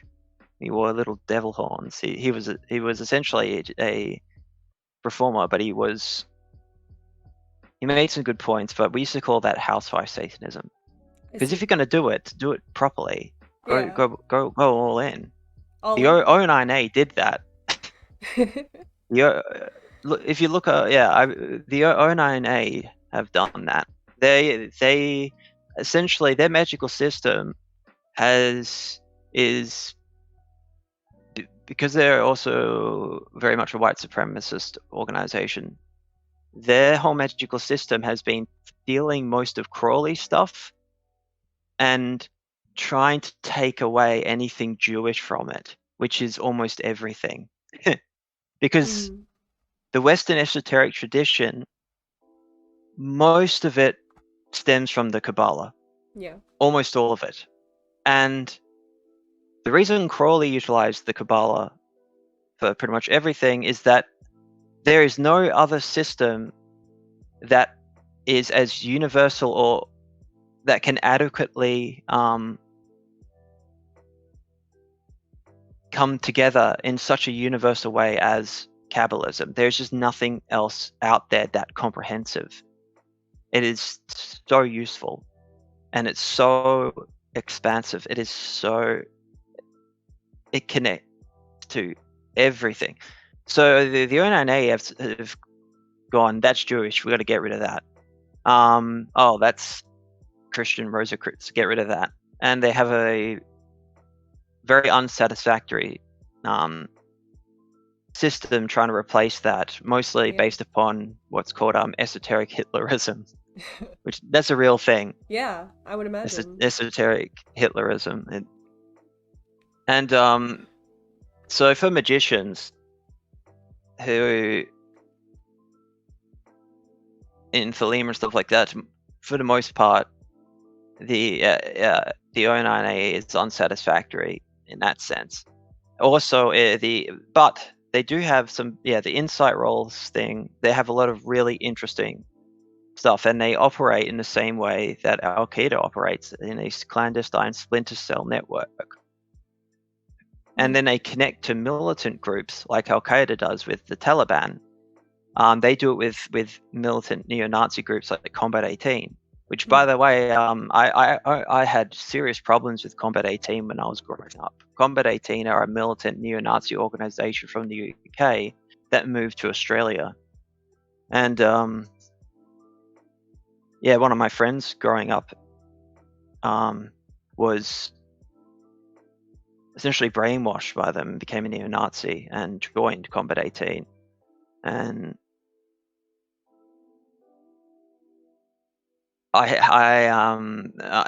then they shot a mosque with a rifle, and then they blamed it on my friend who was underage, and also he wasn't there, and these guys were like in their 40s. They went to jail, but anyway, my friend was then out, and members were trying to kill him. And so I kind of went to war with Combat 18 for a while. Plus, I'm not. They don't like me anyway because I'm not Aryan.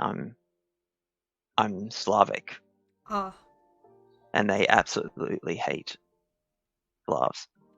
I see. I'm just going to strange story, but Combat 18 have popped up again, and big time, and they're sort of associated with the 09A, and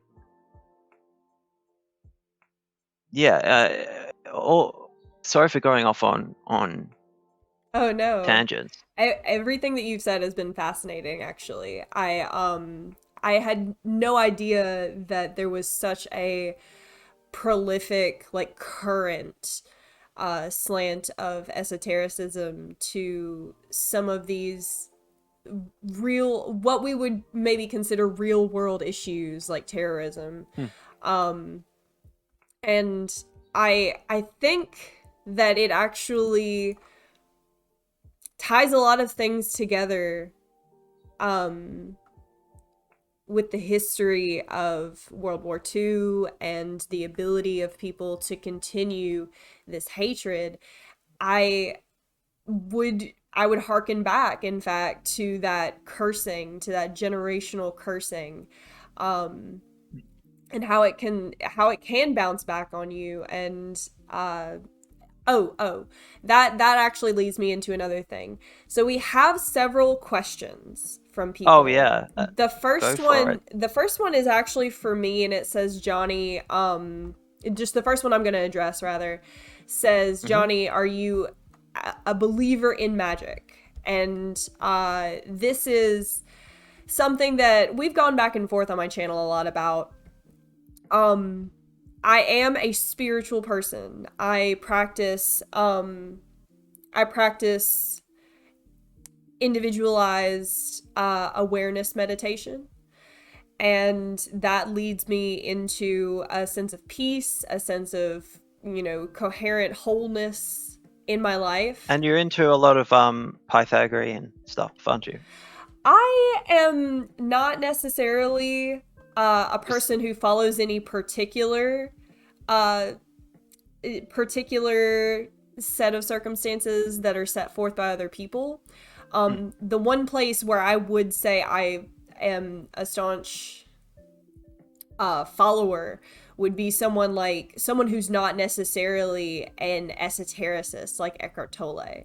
And that's simply because he is an instructionalist. He is a guru, but he is an instructionalist. He teaches you how to achieve that peaceful meditation sensory exhibit.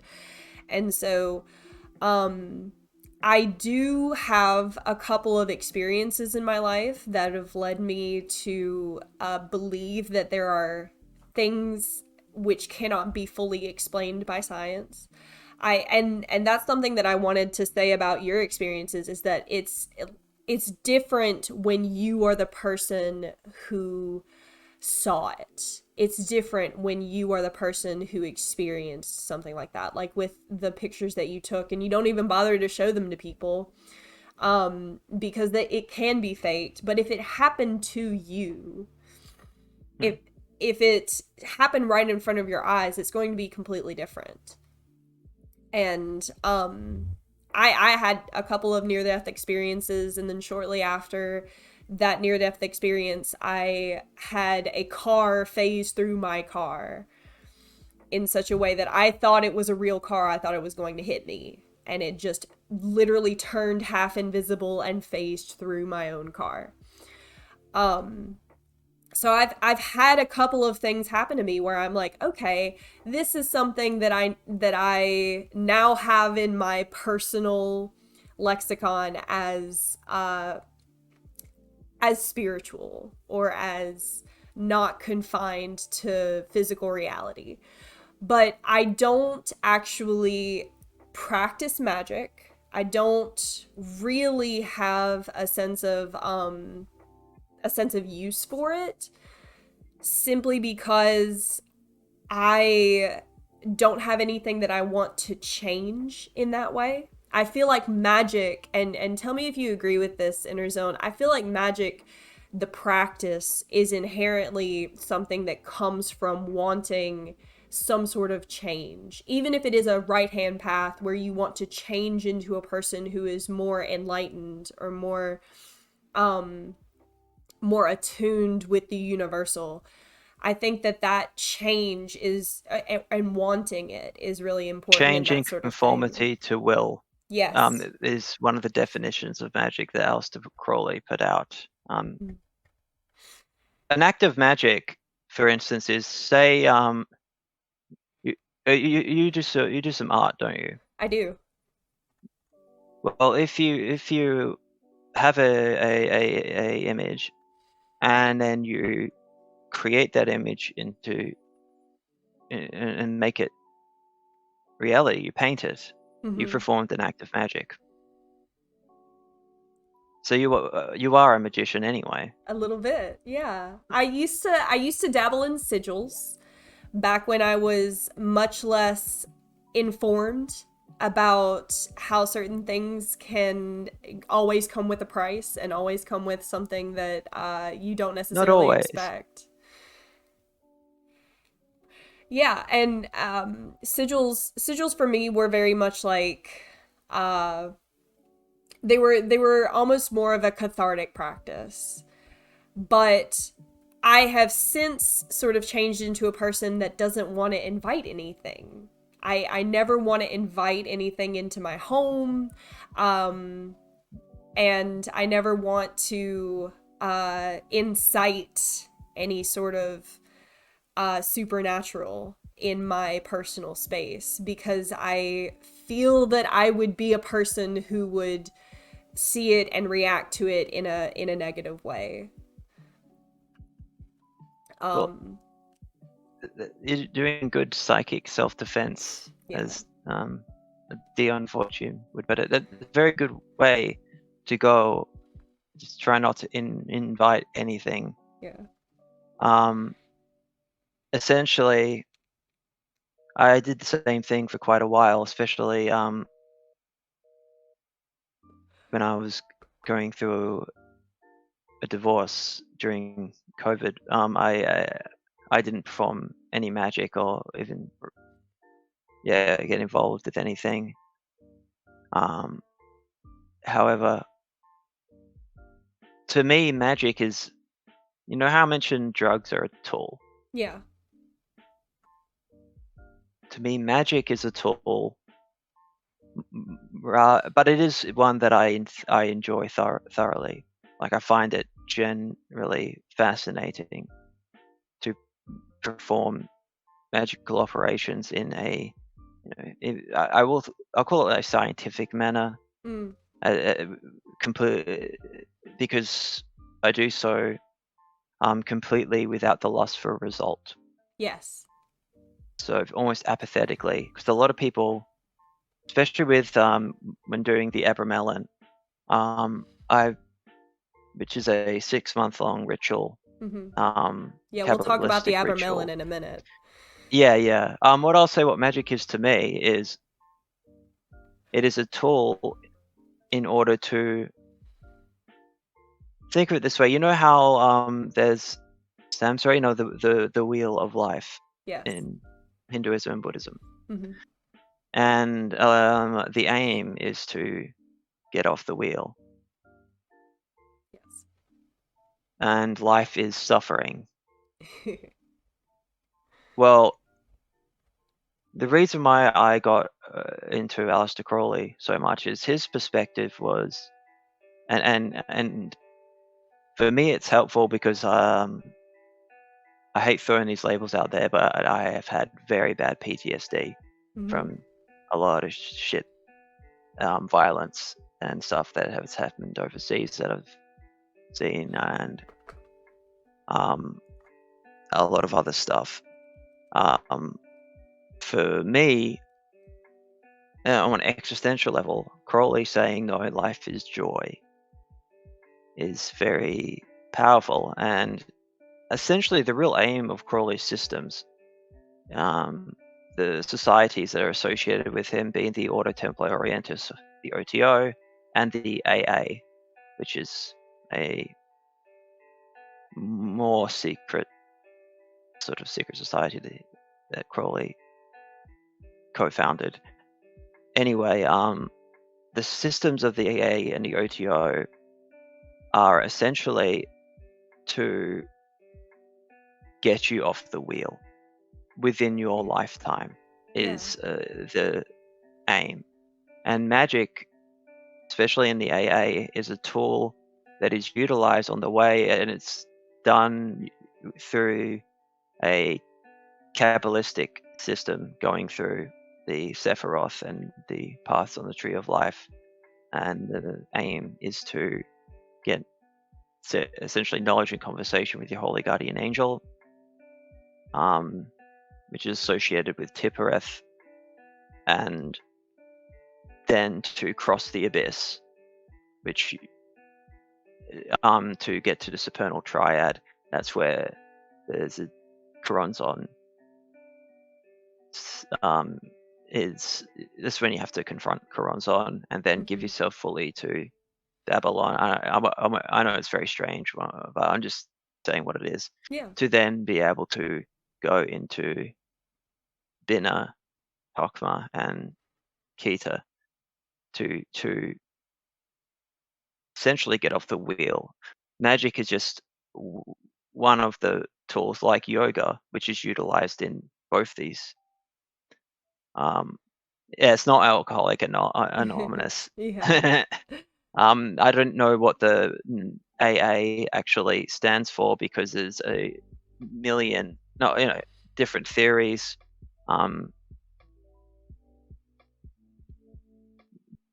Probably is the Latin for shining star because of the association with Babylon, which is associated with the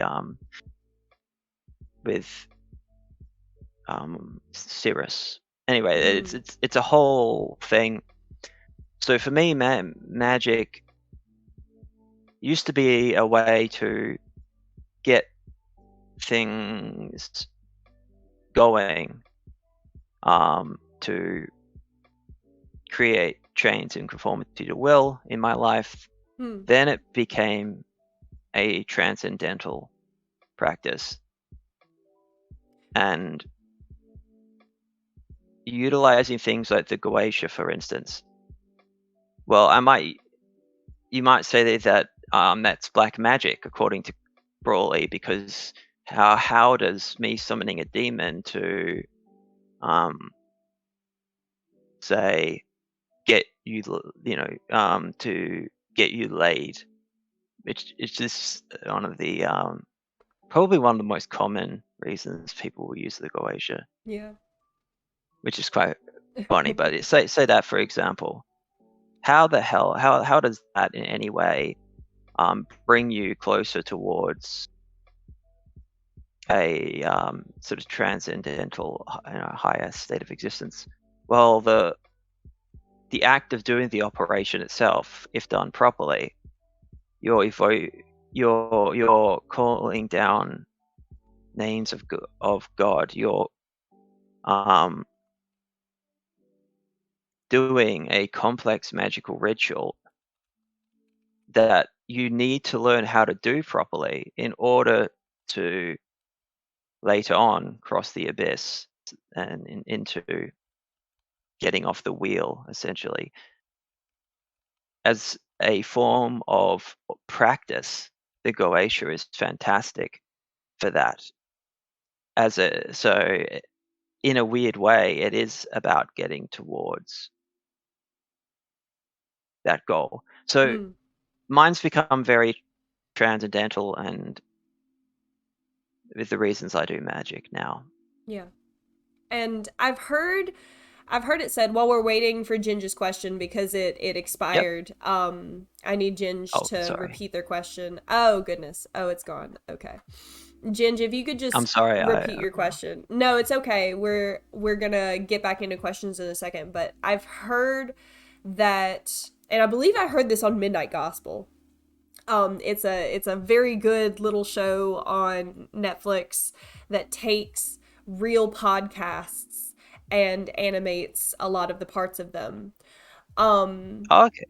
it it is a general theme in one of them wherein an occultist is actually being interviewed that the aspects of magic and especially chaos magic and transcendental right hand path sort of stuff, it's that you are trying to do in one lifetime what a lot of Eastern philosophy and Eastern religious practices are attempting to do in multiple lifetimes. That is yeah, you put that brilliantly, and that is essentially what I am trying to do. And Mm-hmm. that's what Crawley's system is designed to do. I see. That's what the AA is essentially um, there for. And yeah, so that person who and how you Damien put it is, yeah, Eccles, I think, is what their name is. Have you ever heard of Damien Eccles? Eccles. They're a current person. They are the person who was interviewed. Let's see. Oh, okay. Okay. Ginge is currently typing their question, and so we're gonna go to your friend Oh, Dickopolis's question. yeah, yeah. Um, he's deliberately trying to don't get rid of him. He's a very No. good friend of mine. He's No, he's of he's course. trying to mess with me. Um, Women, wine, and Decopolis, song. you know, I already mentioned energized enthusiasm with regards to cocaine being necessary for that ritual, and you're using women right. I mean, one of Crawley's most famous quotes is oh, what was it again? Um, like cognac, cunt, and coke. I think very very elegant. Women, wine, and song. That's after a magical operation. Consuming wine, doing having a lifestyle that is very free from restriction. Even though I am putting restrictions with regards to a magical operation, after the operation is complete, do what thou wilt. Have that. So essentially,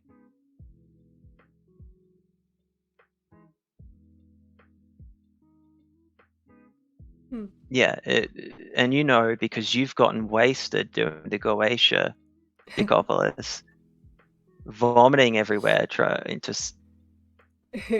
it didn't work. It worked out for you in the end, but the it, the method that you utilize now is more effective, isn't it, Decopolis? Oh, Ginge's question is up. Oh, I'm not telling. Ooh, telling on you. Okay, Ginger's question is up. It's Hmm. about an experience that Ginger's had that they have sort of described to me before.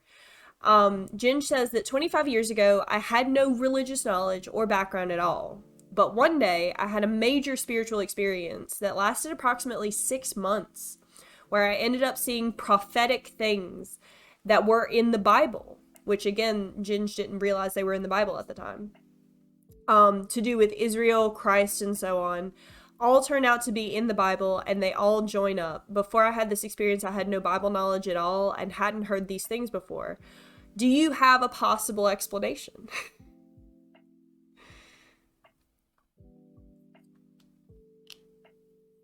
The most common, if you had no knowledge of something and then you all of a sudden do, and it turns out to be correct, and you're having strange things happening, in most cases that would imply most likely a demon or a jinn, because they have that knowledge. Like in The Exorcist and stuff like that, where being able to suddenly speak in Latin and Yeah. stuff like that, when you have no knowledge of that. I am The reason I say a demon rather than, oh, these might be angels, is not that angels or gods, that these archetypes don't exist. It's that these, say, higher, or to use a Shinto term, like higher level entities, seem to not really care that much about the affairs of man and have very little interest. And with regards to getting the interest of a angel, usually you can't do a 2-hour goetic ritual. Mm. To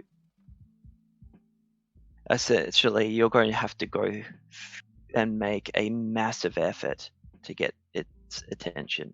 That's Mm. why the Abramelin is such a long and complex operation to get knowledge and conversation with the holy guardian angel.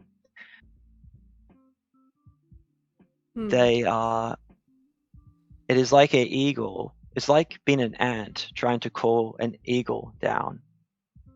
Most likely, the eagle will just send you a demon, because of your audacity to even try. And that's why I go towards what sounds pessimistic, demonic entities, because people have asked me, what about the others? But the others, you usually have to make a massive effort, and they don't usually get they want to say, give intervene in somebody's life, because they don't really have that much of an interest in it. Demons, though, they love fucking with people. They love interfering with your life. They are the most base, unconscious elements of human nature. They love to fuck with people. They love to lie. Mm. So it might sound pessimistic, and I am not saying that this is the case with you, but it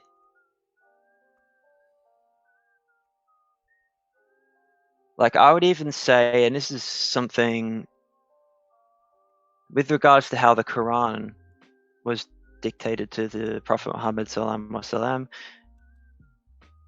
wasallam. These are, by the way, honorifics embedded in me from living in the Middle East and stuff like that for so long. So when I say, you know, that it's because I lived in that world, the Quran was dictated essentially to the Prophet Muhammad SAW by the Archangel Gabriel, the angel of the East, Gabriel.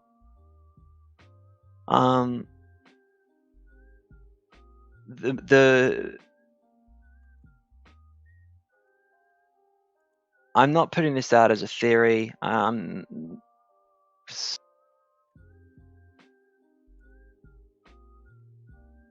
You know, when the Prophet Muhammad SAW was in the cave and Gabriel appeared, you know, it could have been a demon.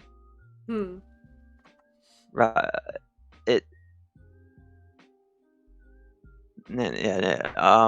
I've said this to.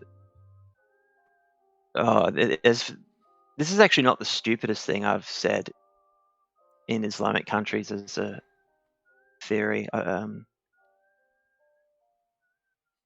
But yeah, though it could have been an angel,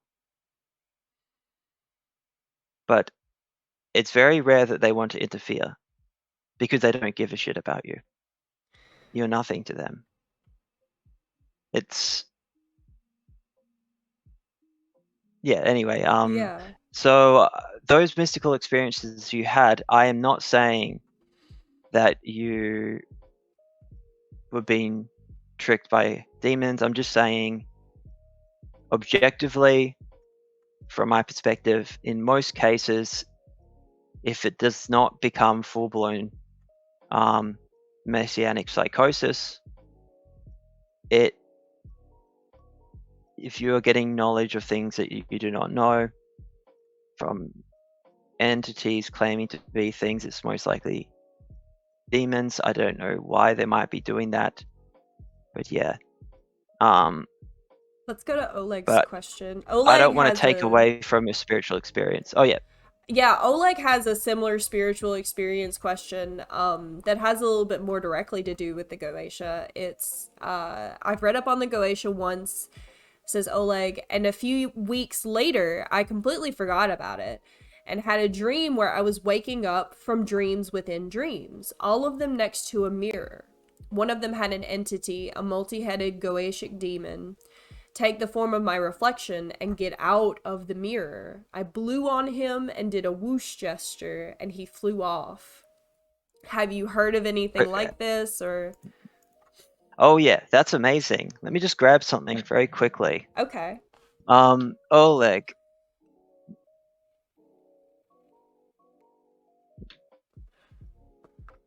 Was the mirror anything like this?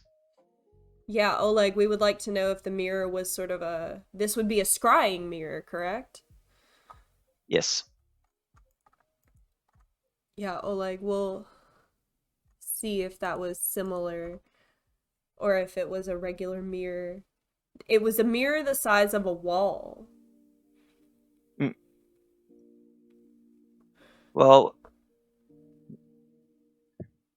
I can't go into how I operate with regards to Goetia too much, purely because essentially it can, putting that out there can affect operations.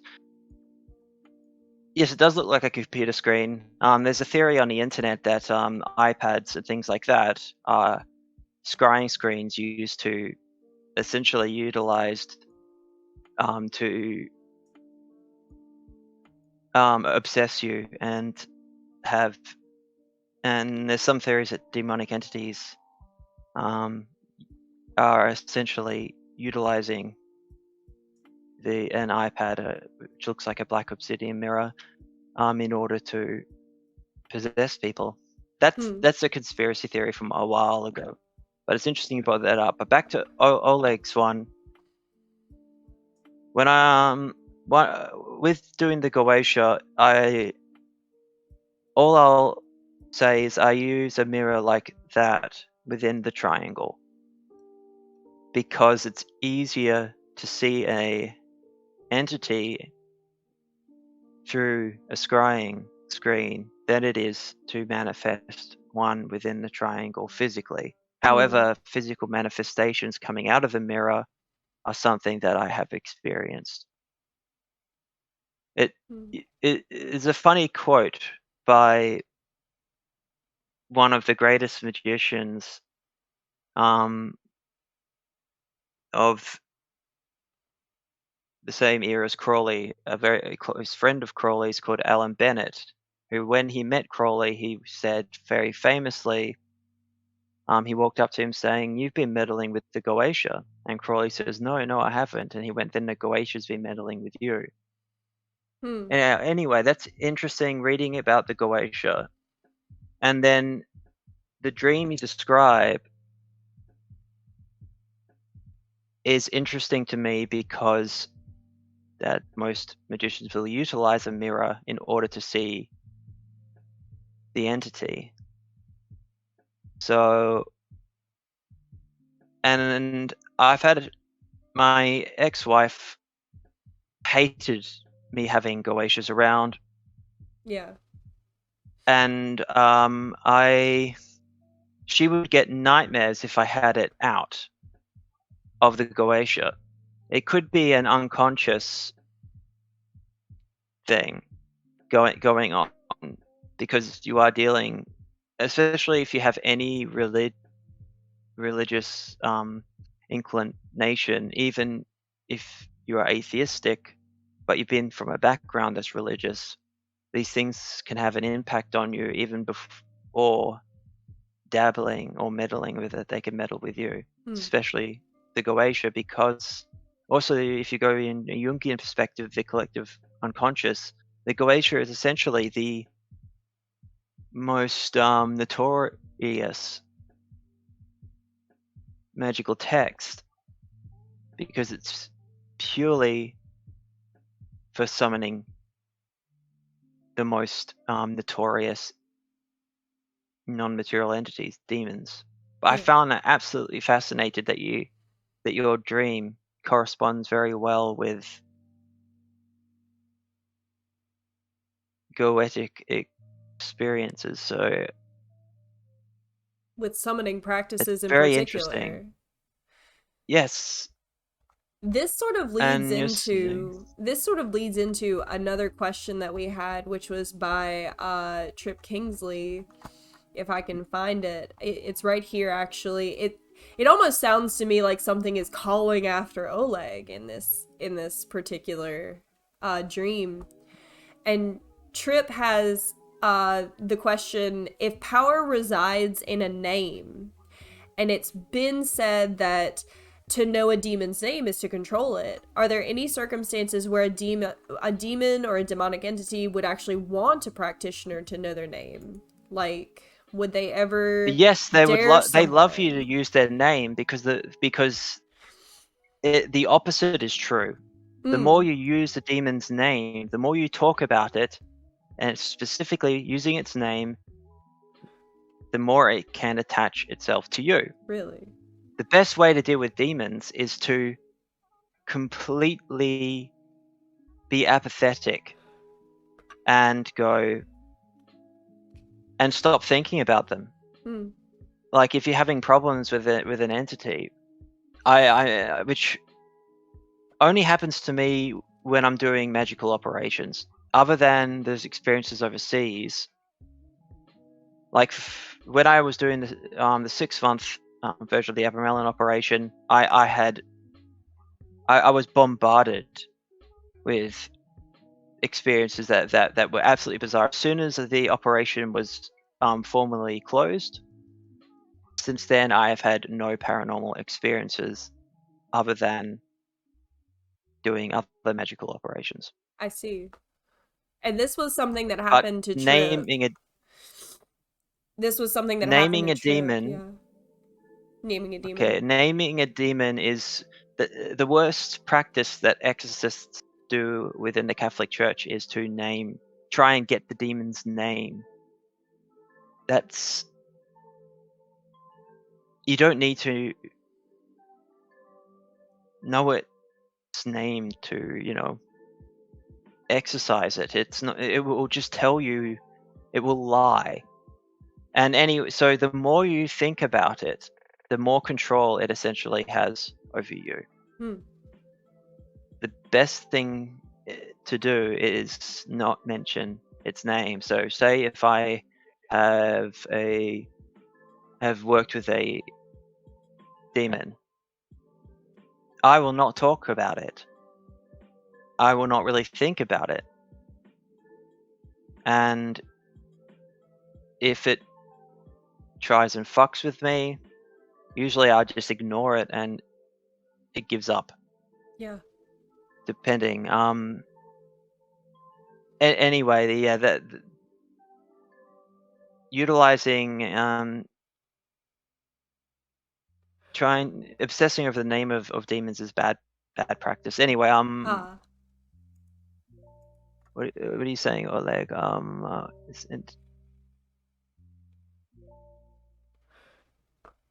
That he mentioned this demon, and now it's anxious. Now Oleg is I don't. anxious that it'll attach itself to him. Oh, that's the thing.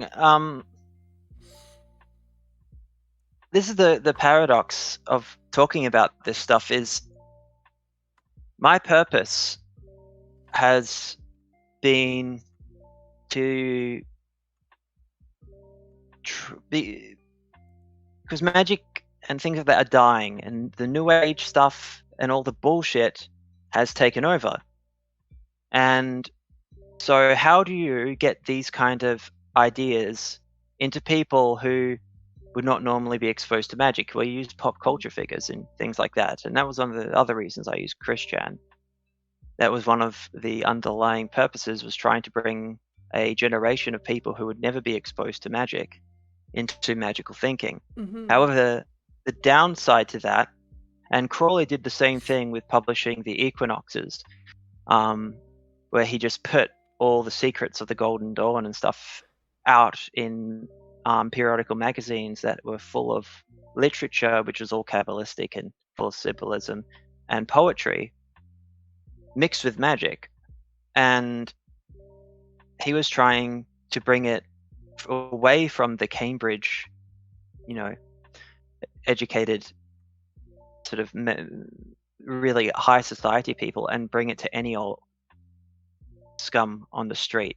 I'm not calling them scum, but Yeah. to the people like us, Yeah. essentially, who.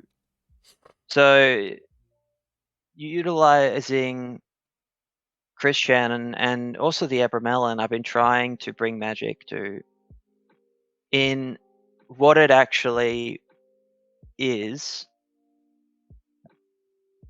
in sort of the Western esoteric tradition to people that would not normally be exposed to that. Problem I've come across is I make people paranoid as fuck about the stuff that I talk about. Yeah. Sometimes. That is the absolute opposite of what I'm wanting. I'm trying to sort of give a form of liberation, because if you know how to deal with some of these things or what dangers there are, you can protect yourself a bit better than if you're just going in blind and someone goes, oh, we're all going to do a mass binding spell to curse Donald Trump. Do you want to come with us? Oh yeah, that should be fun. And then 2 years later, you're destitute and have illness. You know what I mean? Yeah. So I'm trying to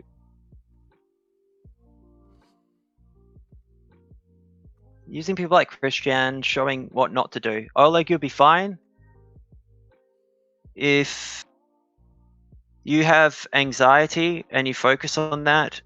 Then an entity can break through your psychic firewall a little bit easier. If you are apathetic to it and go, that was interesting, that's cool, that's not a normal experience, and then you just are completely apathetic about it after that, and you do not overanalyze it, then essentially there's less, you have more control Hmm. over the situation, I w- rather than being anxious and then getting overly worried about taking precautions. And yeah, so it's kind of a double-edged sword what I've been doing, because I'm coming to realize I do make people paranoid, which is not at all what I'm wanting to do. So yeah, yeah. interesting idea. Buddhist style enlightenment to minimize methods of achieving it in one lifetime. I think enlightenment is possible as an experience. Supernatural. With regards to Buddhism, essentially, I've chosen the direction that I believe will work for me. This talking about Buddhism Uh, and Tibetan sort of experiences of enlightenment. hmm, Yeah. to me, the thelemic kind of Kabbalistic method appeals to me, and also you know, to getting into that the higher spheres of consciousness, say, which or like to pass through the abyss into the higher levels, through into the supernal triad where there is no form.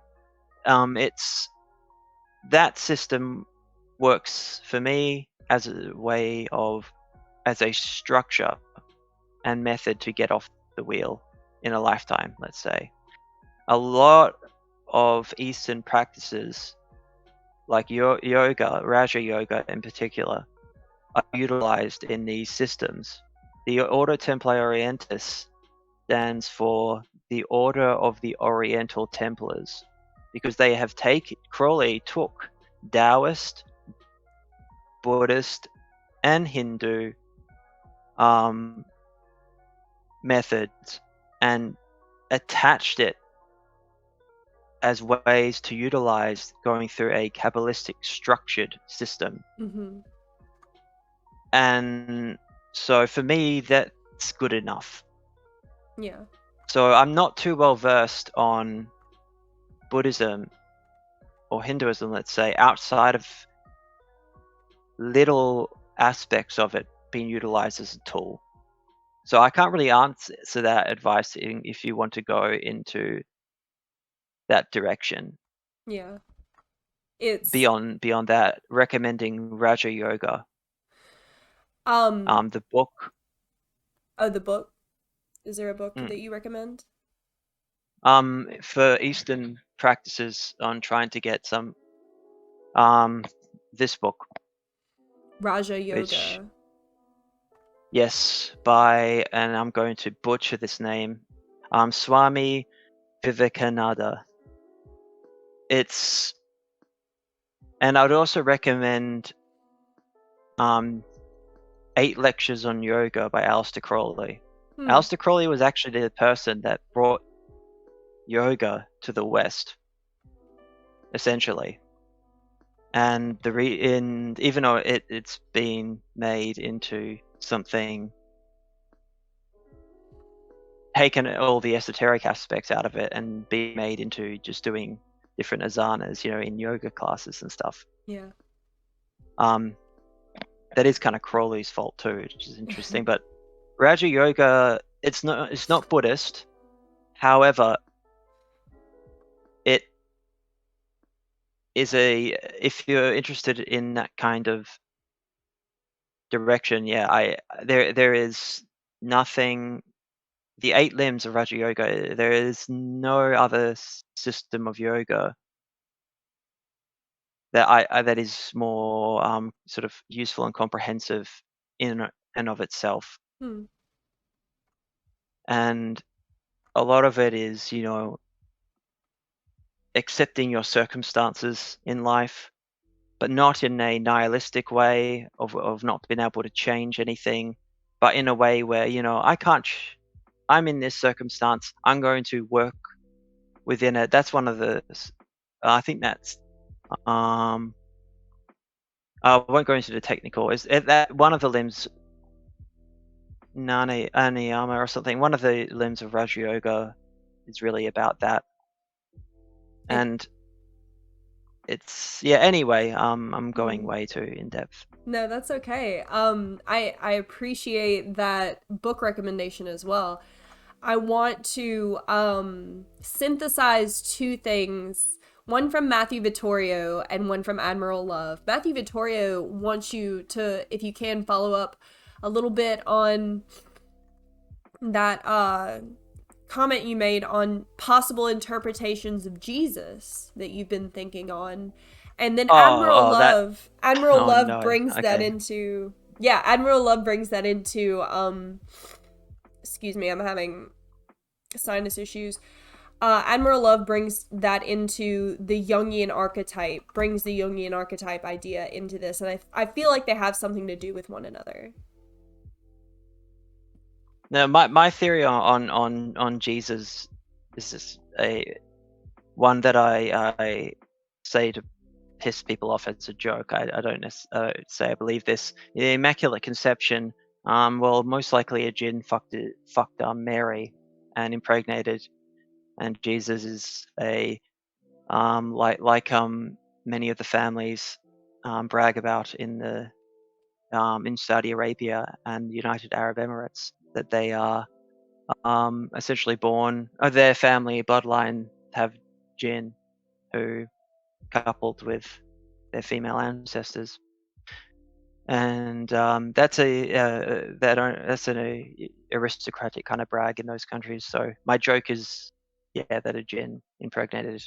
So Jesus is essentially a half um, sort of a changeling to go into like Celtic or whatever terms. It's the Christ thing.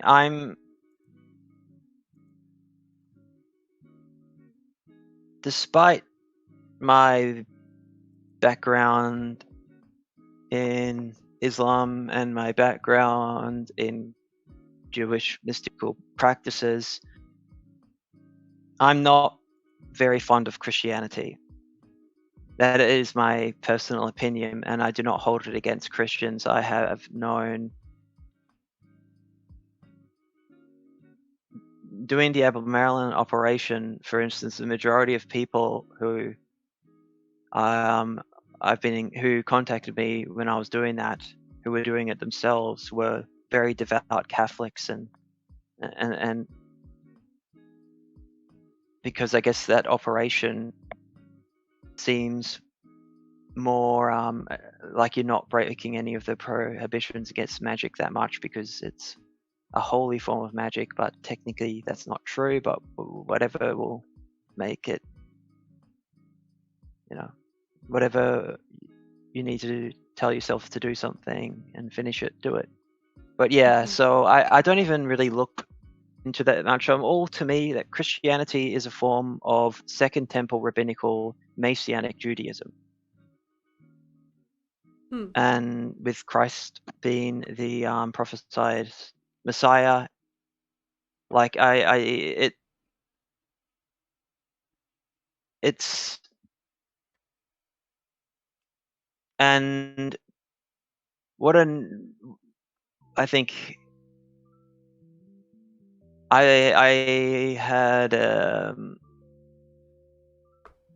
early history of Christianity is horrendous. The destroying of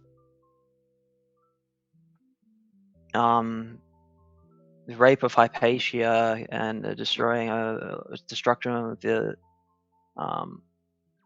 Library of Alexandria, the the reasons why all the classical statues from Greek and Roman antiquity have limbs missing. That's early Christians.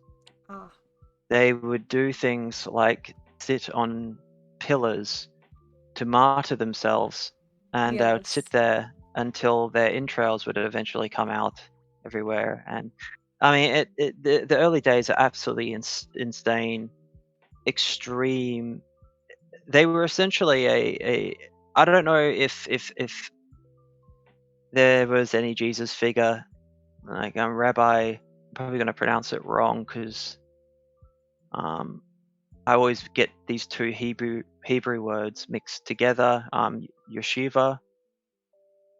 Um, I mean, Peter means Petrus, which means the rock. So he was a street fighter kind of guy. Judas Iscariot, Judas the knife.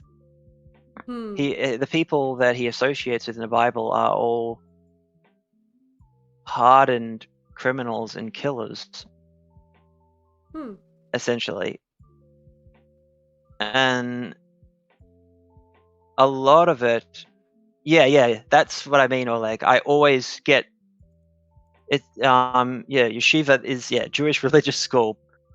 What is there's another term that starts with a Y that is associated with messianic figures in Judaism, and Yeshua? that's the word I get mixed up with. I don't think it's Yeshua. Yeshua is the original form of That's Jesus. no Joshua. That's Joshua or Yes. Yeshua. Yeshua.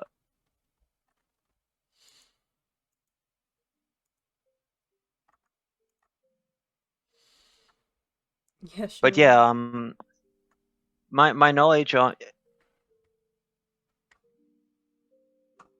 Yeshua ben Joseph. I think he's My right. anyway, my knowledge on Christianity. I'm at one point I went to a Christian school because I had to, and it was a Baptist school. They were absolutely awful to me. So I've got some basic prejudice. Also, when I was much younger, I used to I used to be involved in, I guess, a form of existential Satanism.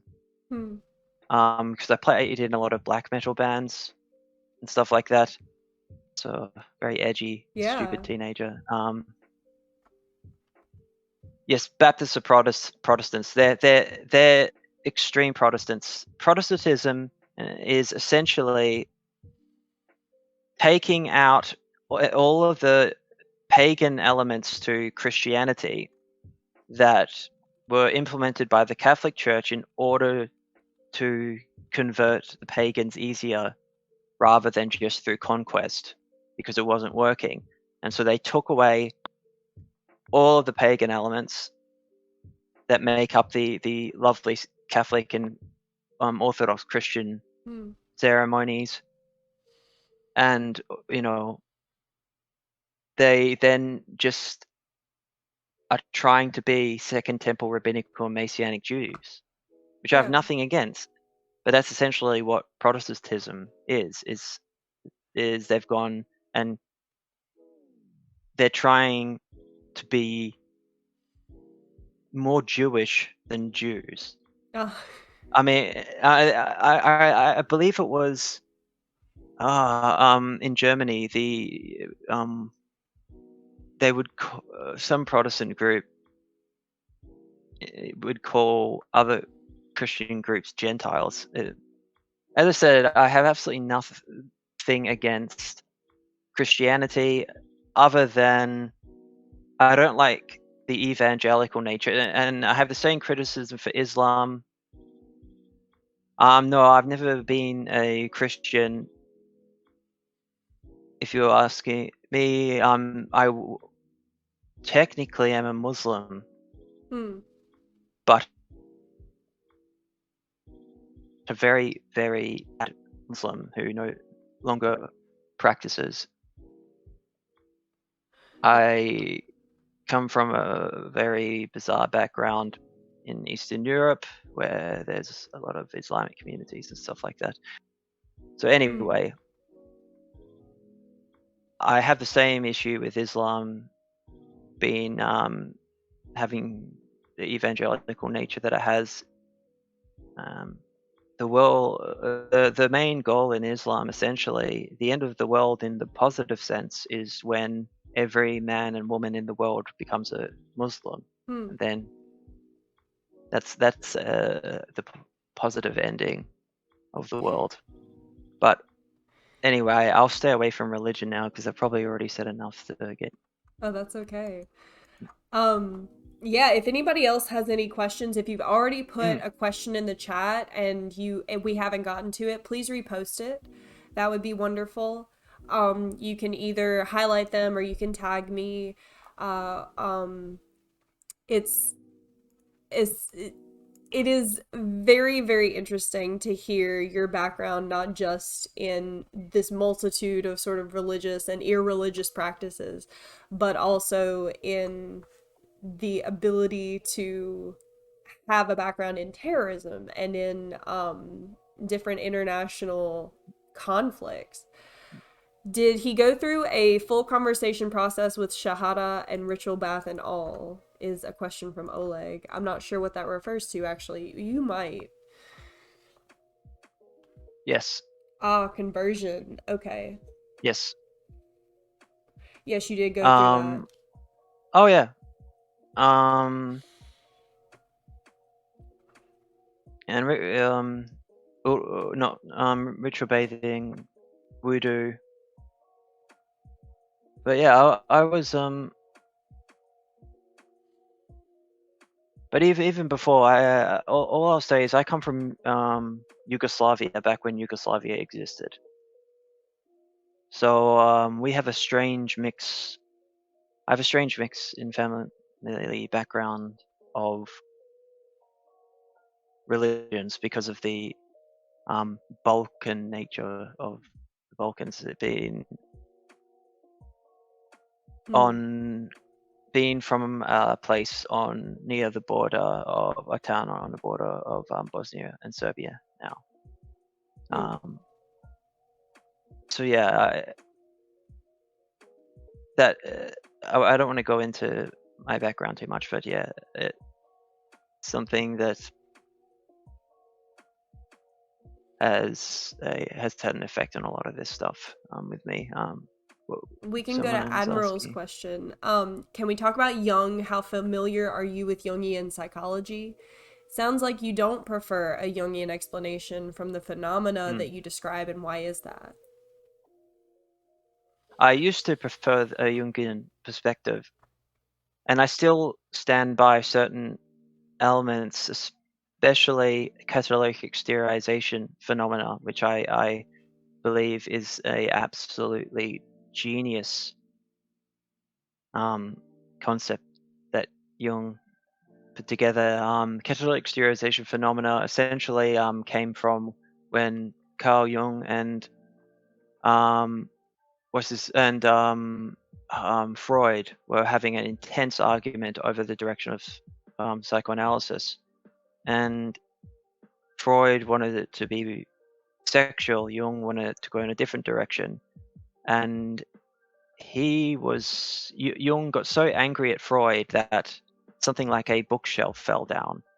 Hmm. Like the energy, psychic energy that from his intense emotional perspective, so emotional state, caused a poltergeist-like phenomenon to occur. Hmm. And the same thing with the Foo Fighter ideas, with that being a catalytic exteriorization phenomena of the fears of the German people. Yeah, Kingsley.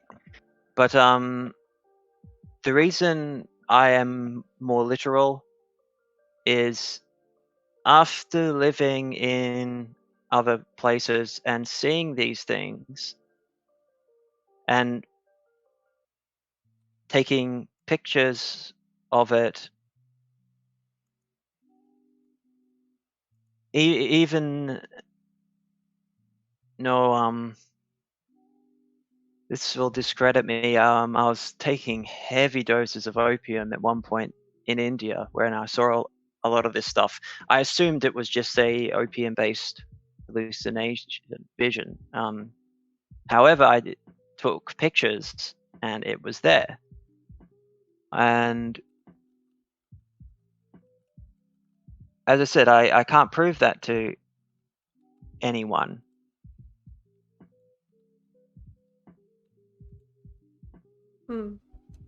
And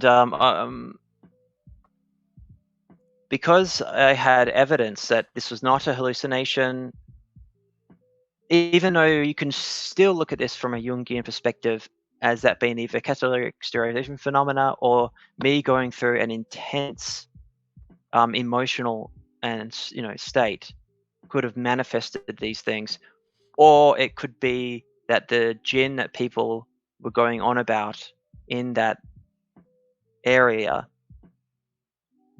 were what I saw. And because it had manifested, and I, outside of just my perception, where I had evidence for myself that I did not just see these things, that changed me into being more literal in my belief of this, where not everything, but some of it, I can't decouple it from that. And so I have a mix of a Jungian perspective and if you're a Muslim, it's a literal belief in jinn, the unseen. You have to have a literal belief in that. However, the more occult, I guess, perspectives that I developed over time were not so, backed by religious dogma. Yeah. So yeah, that's why I have and then I know a lot of occultists, and only other than a few who are deeply religious, and I mean, with normal sort of occultists from all sorts of different perspectives, I differ almost completely with all of my peers. I guess I will say it's Jungian archetypes mostly for the majority of people. So even within the occult community, I am a little bit bizarre, which is Matthew saying something. Vittorio wants to know if you've read the Red Book. It implies that Jung himself was considering more concrete mysticism later in life. I know I've read the Red Book in the sense that I've looked at the pictures and the German, but I haven't gone through it thoroughly.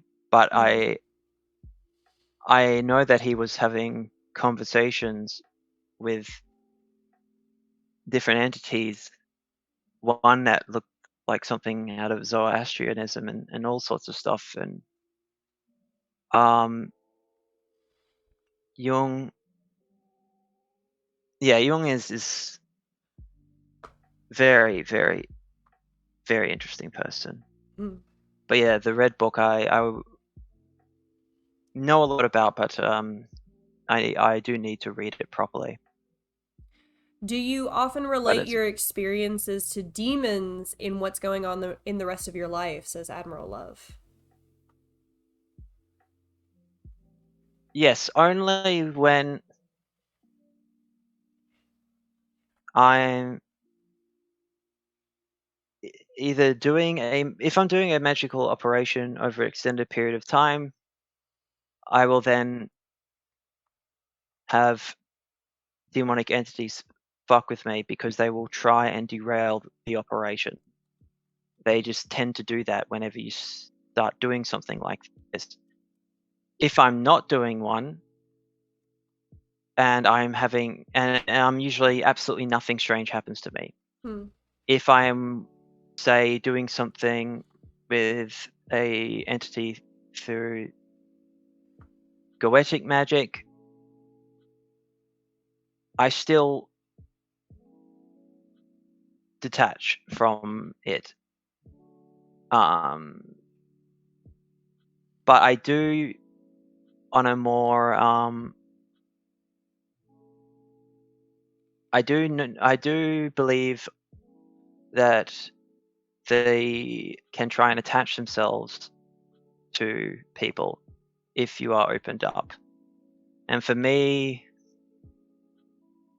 and it's beyond just a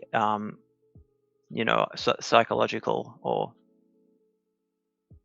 for me, if I allow myself, say, to, especially when I was doing the Abramelin operation, but even in day to day, if I start getting, say, depressed, I can't afford to let that happen.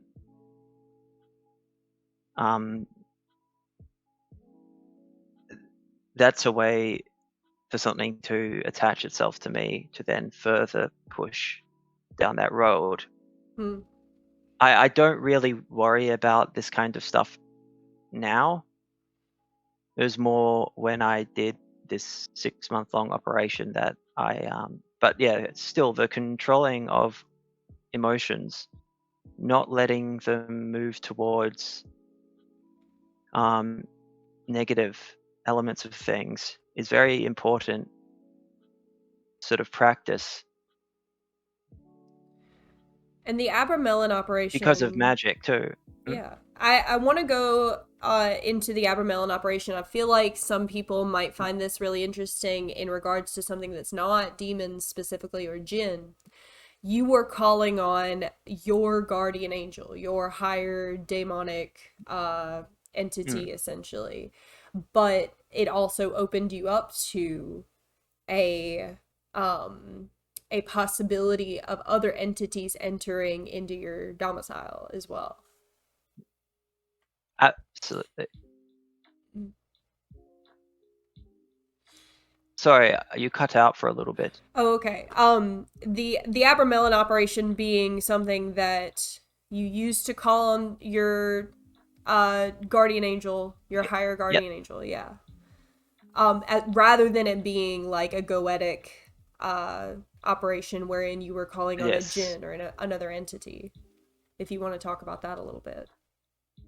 Yeah, the Abramelin operation, it comes from a book that was translated by the head of the Hermetic Order of the Golden Dawn, Samuel Little McGregor's Mathers, called the book of the this book of sorry there it is,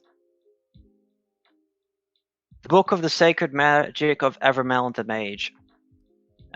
This is the 100-year-old translation copy. There's another copy that's newer, and this is where confusion comes in. A newer copy translated from another manuscript says the operation is 18 months rather than 6 months. I don't care about that. I couldn't do it for 18 months. I didn't have the time, so I did the 6-month operation. And Aleister Crowley attempted to do the Abramelin operation, and he failed in the sense that he had to abandon the operation because of a whole bunch of internal bullshit going on inside the magical order he was in. And people believe that cursed him. The Abramelin is so notorious within the magical community because for almost everyone back in the day that had it, bad things started to happen. Yeah. And there's nothing in the Abramelin itself that is controversial or anything. The influence it's had is huge. The idea of knowledge and conversation with the holy guardian angel is the point of the operation. Knowledge and conversation has been secretically utilized in many other magical systems to do other forms of the Abramelin in order to get that attainment, in order to cross the abyss in the Kabbalistic Sephiroth. This book has completely changed the Western esoteric tradition.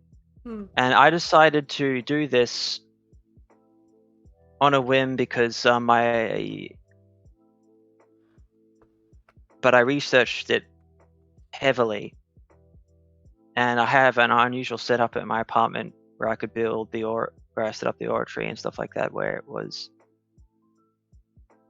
convenient. Essentially, it's set up into 3 phases. The first phase, you have to pray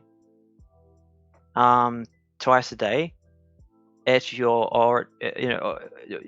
with a prayer that is your own, and do an oration, and you can go about your daily business. You have to read holy books for 2 hours a day, and then you pray again. You do an oration again in the evening. The second 2 moons or months, the second phase of the operation begins, and it's essentially an intensifying of the first. And you're sort of praying and evoking for knowledge and conversation with the holy guardian angel. Then, and the third phase of the operation, the last 2 months, you'd have to wear a ritual garment, white robe. You have to ritually bathe. You wash yourself. You pray 3 times a day, just before dawn, midday, and sunset. And at the end of this build-up of prayer and evocation,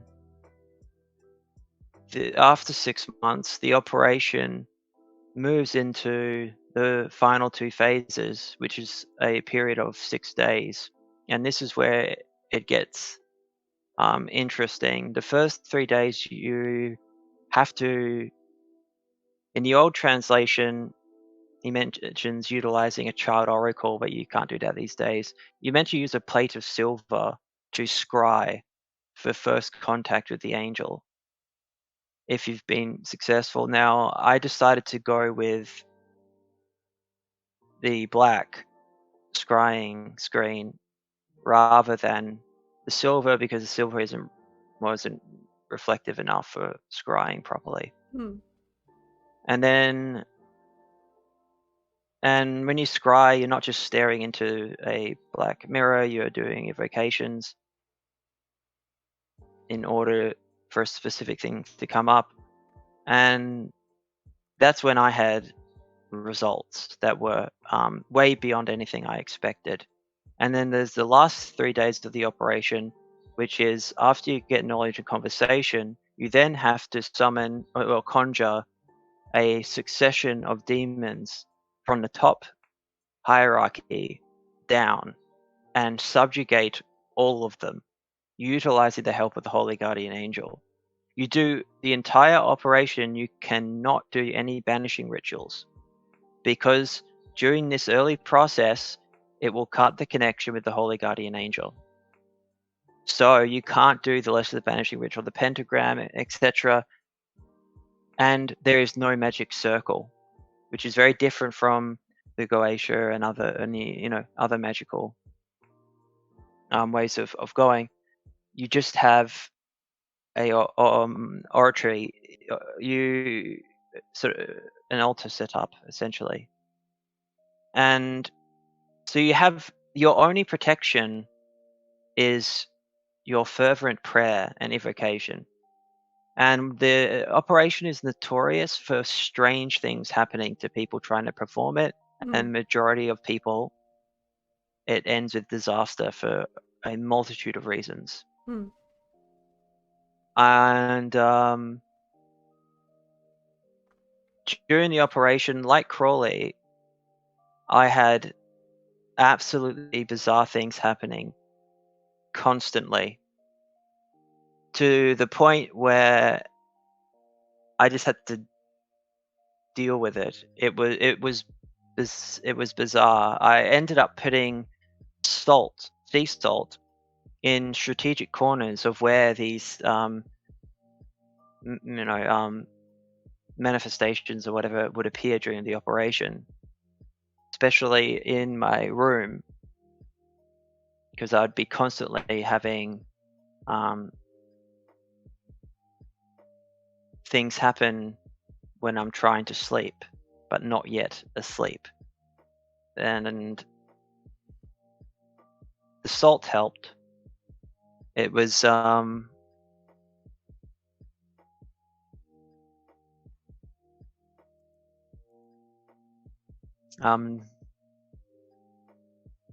one sec. It's okay.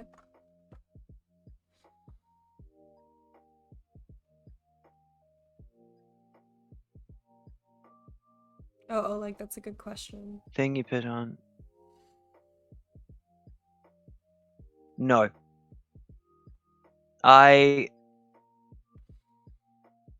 could only follow it so far because essentially it would have been much easier if I was living in an Orthodox Jewish community. It would be much easier. Essentially, I just did it the best I could, following Shabbat and doing all that. And And from what I understand, you went through a lot of trouble trying to figure out what implements you could use that were still like available to you. Yeah. And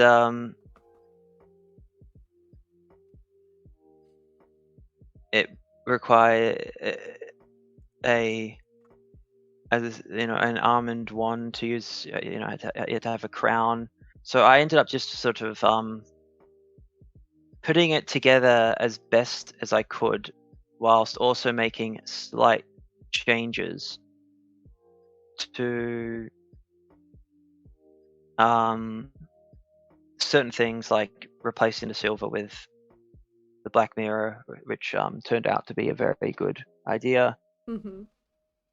I decided not to use the almond wand. I didn't buy it in the end. I didn't want to give money to the Wiccans who were selling it.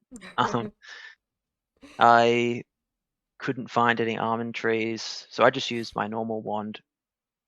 The reason for almond is because of something in the Torah with regards to when we're going to choose who is going to be the next king of Israel. I'm probably completely butchering this. I remember hearing about this in your video. You said that if someone was a Jewish person by sprouted, descent, or if it was something that was very important to you, then almond would probably be best. But you used what you had already been using. Yeah, because the almond was, I think it was Aaron, and they all put a different piece of wood overnight, and whichever's wood sprouted would become the leader of Israel, something along the lines of that. And that's the significance of using the almond wand, because of its association with the tribes of Israel, the association with the patriarchal figure. There's the Abramelin is deceptively simple, but it has so many correspondences, especially kabbalistically, that because the book was written not to be some magical grimoire like the Goetia for people to use. The book was written by a guy called Abraham von Worms, and he was a Orthodox Jewish mystic yeah, I won't go into his whole story, but the book was written for his second son, Lamed, who, because he could not teach, because he could only teach the secrets of the Kabbalah to his firstborn son, he gave the Abramelin to his secondborn.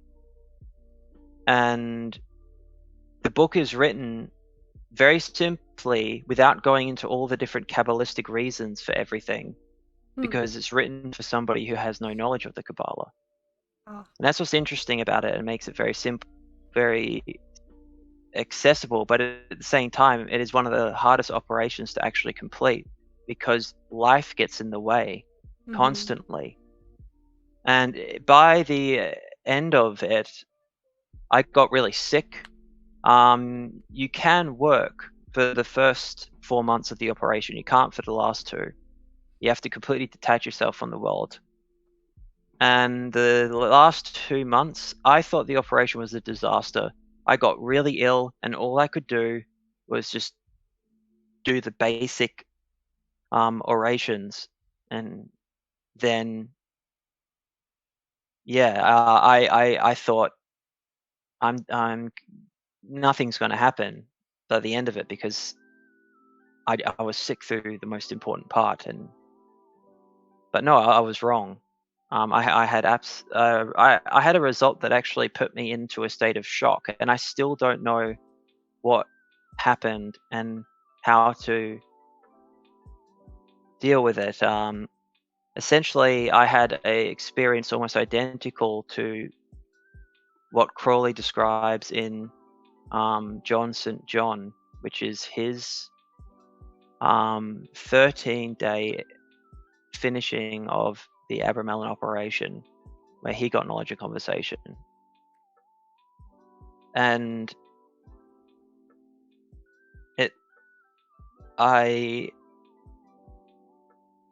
you'd have to watch it for me to really go into it, but I got a result that was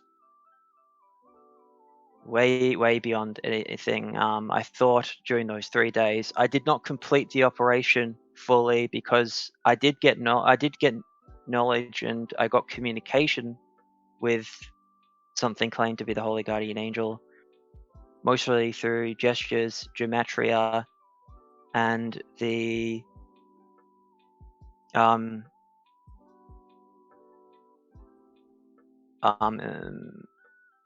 experience of the thing coming out of the mirror and embracing me, which was and when it was done, I closed the operation because I asked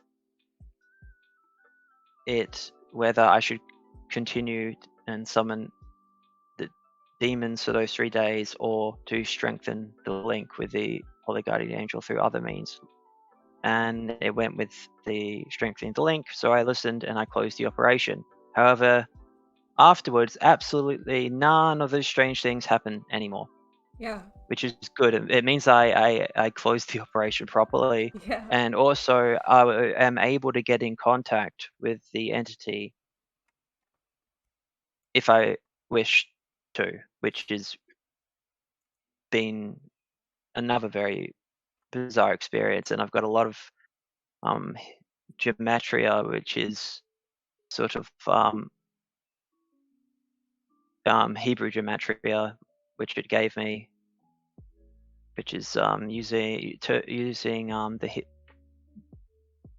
essentially the Hebrew alphabet has a numerical value attached to every letter, and gematria is the process of finding out the numerical value of certain words and seeing what they correspond to.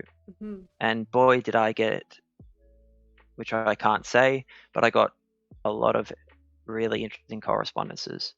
So yeah, the Abramelin is very different from my early videos because it's actually a serious. I wanted to show people what it's like for someone to do a prolonged magic operation, one that I wanted to do anyway. Rather than just writing a diary about it, I wanted to show people what it's like for someone going through the process of it. more so than anything. And you guys can find all of this here at this link, which is Interzone's YouTube channel. All of that is very much available, and I highly suggest that you go and watch these this series that Interzone did. They also have Interzone also has of course drugs and magic and the occult and other sort of videos like that that we sort of touched upon today. And we are closing in on the 3.5 hour mark, and I don't want to take up too much more of your time. So, if anyone has any final questions, we're gonna be answering anything that you guys Yeah. have from the last few hours. And again, if you've already posted something and I just didn't see it, please repost it. Please feel free to do that. Dude, thank you so much for coming on the show. Oh, no worries. I thank you for having me.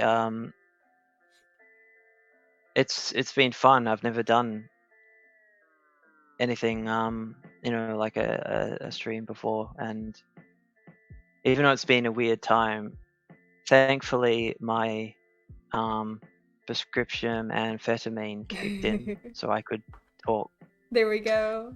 as a tool, as Fantastic.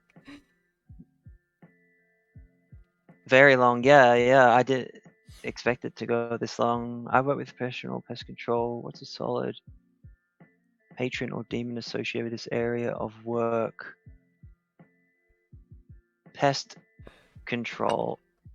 Yeah. Working with bugs, working with anything that might infiltrate. Well, the demon most associated with bugs is uh, Beelzebub, the Lord of Really? Flies. The Lord of Flies. So Ah. that would probably be like the stupidest one to utilize for pest control, because manifestations of Beelzebub can cause masses of flies So perhaps the banishing of to come. Beelzebub as that. Pest control, you'd probably have to utilize a demon that's associated with war or something, to, if you, yeah, it's, yeah, I don't know how to help you with that one too much. Cool. And yeah, if in the future, I know I haven't made any videos recently, but it's because I've had so much going on with work Yeah. before, and then finishing.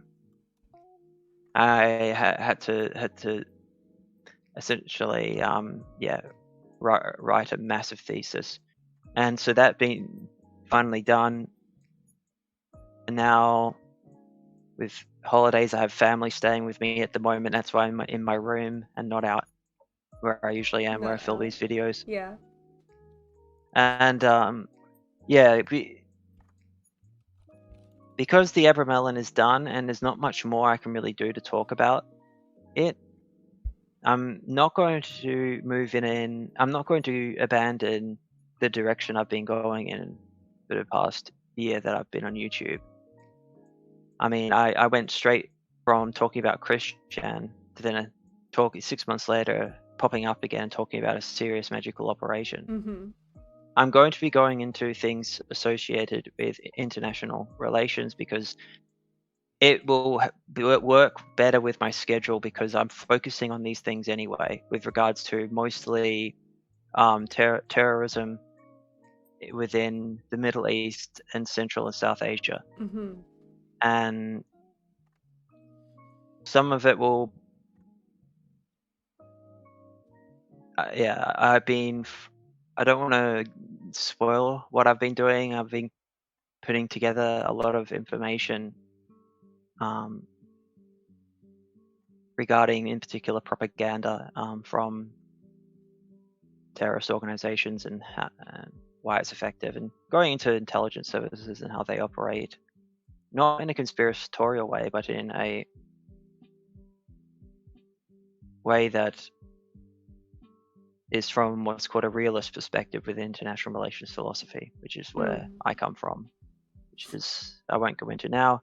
I'm still going into occult related stuff, but to me, these two subject matters are completely intertwined. I cannot detach from either of them.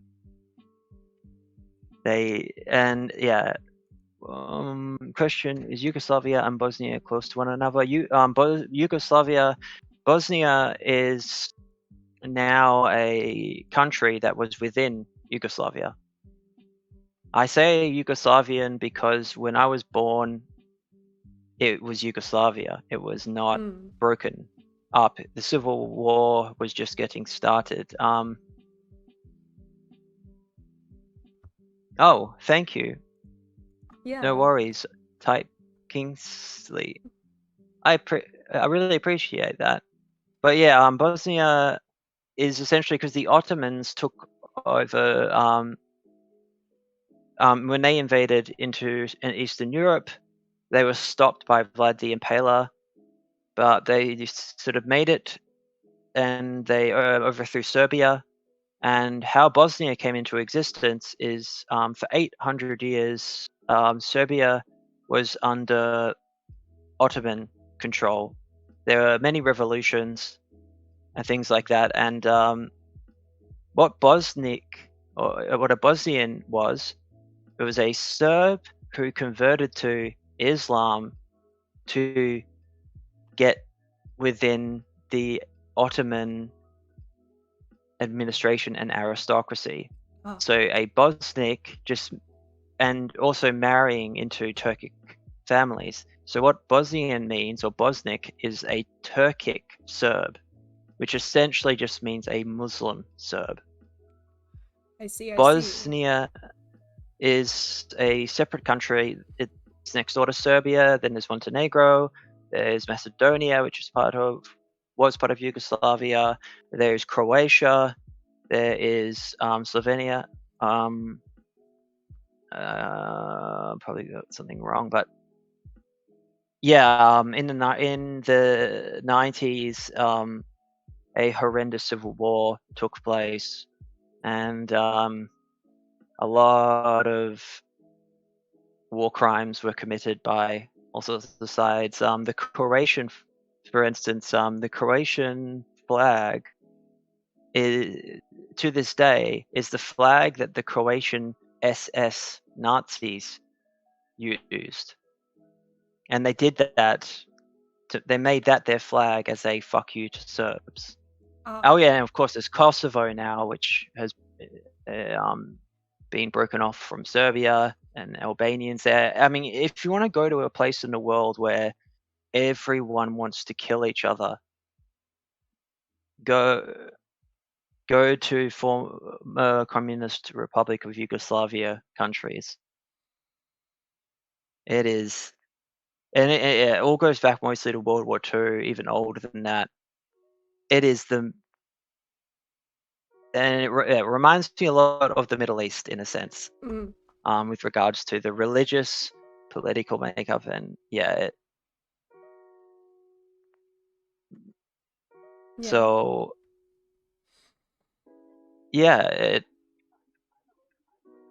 it's very interesting place to come from. However, I don't usually go into it or what country in particular, because then I get people saying "fuck you, you murderer," blah blah blah blah blah. You must be the kid of some war criminal who went to Australia. You know what I mean? Yeah. If you're Serbian, the Albanians want to kill you, and this stuff goes back to Australia. I had to deal with gangs of kids from other Yugoslav countries who, when they found out I was from a Yugoslav background, one group I was friends with for 2 years, my friend was stupid enough to mention where I was from, and then they pulled me out of a bar, dragged me into a street, put a knife to my throat, and said, "What? what town are you from? What's your last name? Your family's name? How do they come here? Blah blah blah. And I told them everything. Luckily for me, it was not involved. My family were not involved with anything. Yeah. And then we were friends again. Wow. But yeah, this stuff goes way back, and it's like a curse. It travels hereditarily through the bloodlines. Yeah.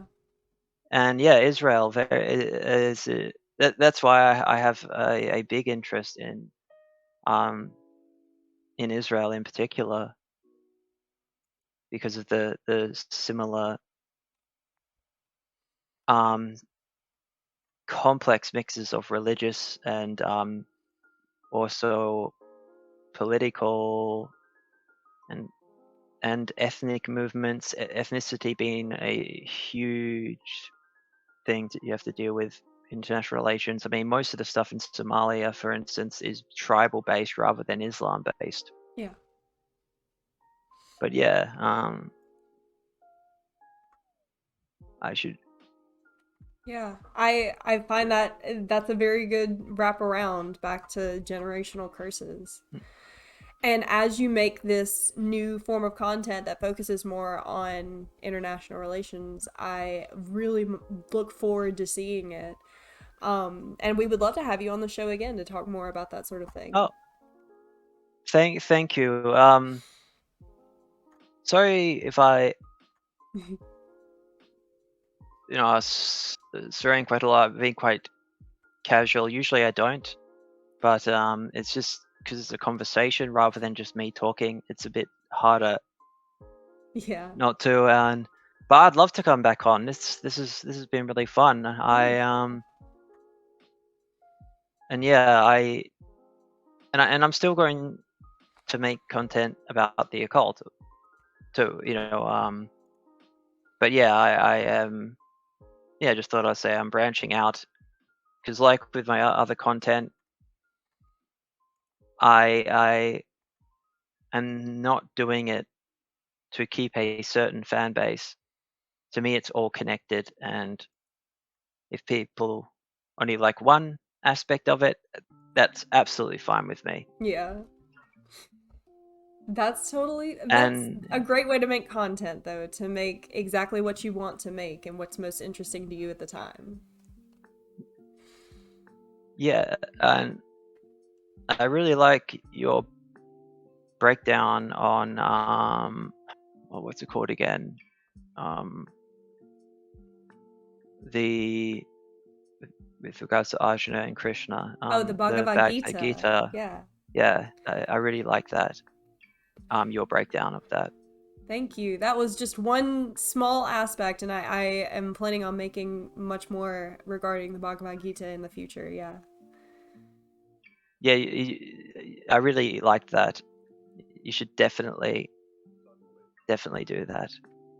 Um, Thank you But yeah, so I much. better go. Yeah. No worries. Thank you for having me. Absolutely. It was lovely, and we're going to thank a few people and then wrap it up Mm. right about right about now. Thank you guys so much.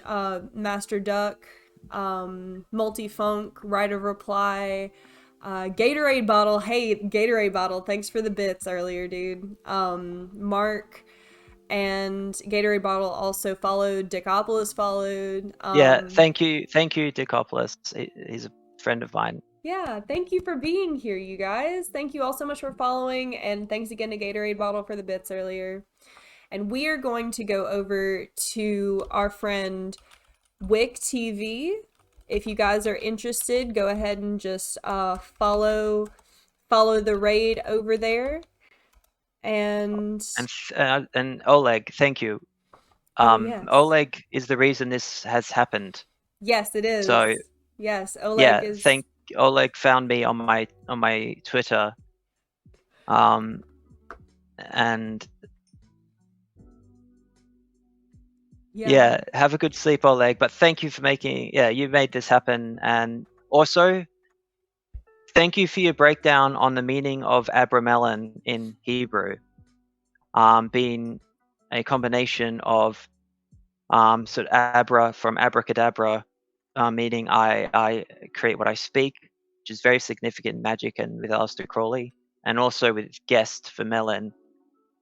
I never thought to do that, so you did a great service in doing that. So thank you for that too. Thank you, Oleg. Oleg, he is a fabulous contributor to the stream. We always love having him. We're going for the raid now, you guys. Thank you so much. We'll see you later. Thank you. Bye. Ah, thank you.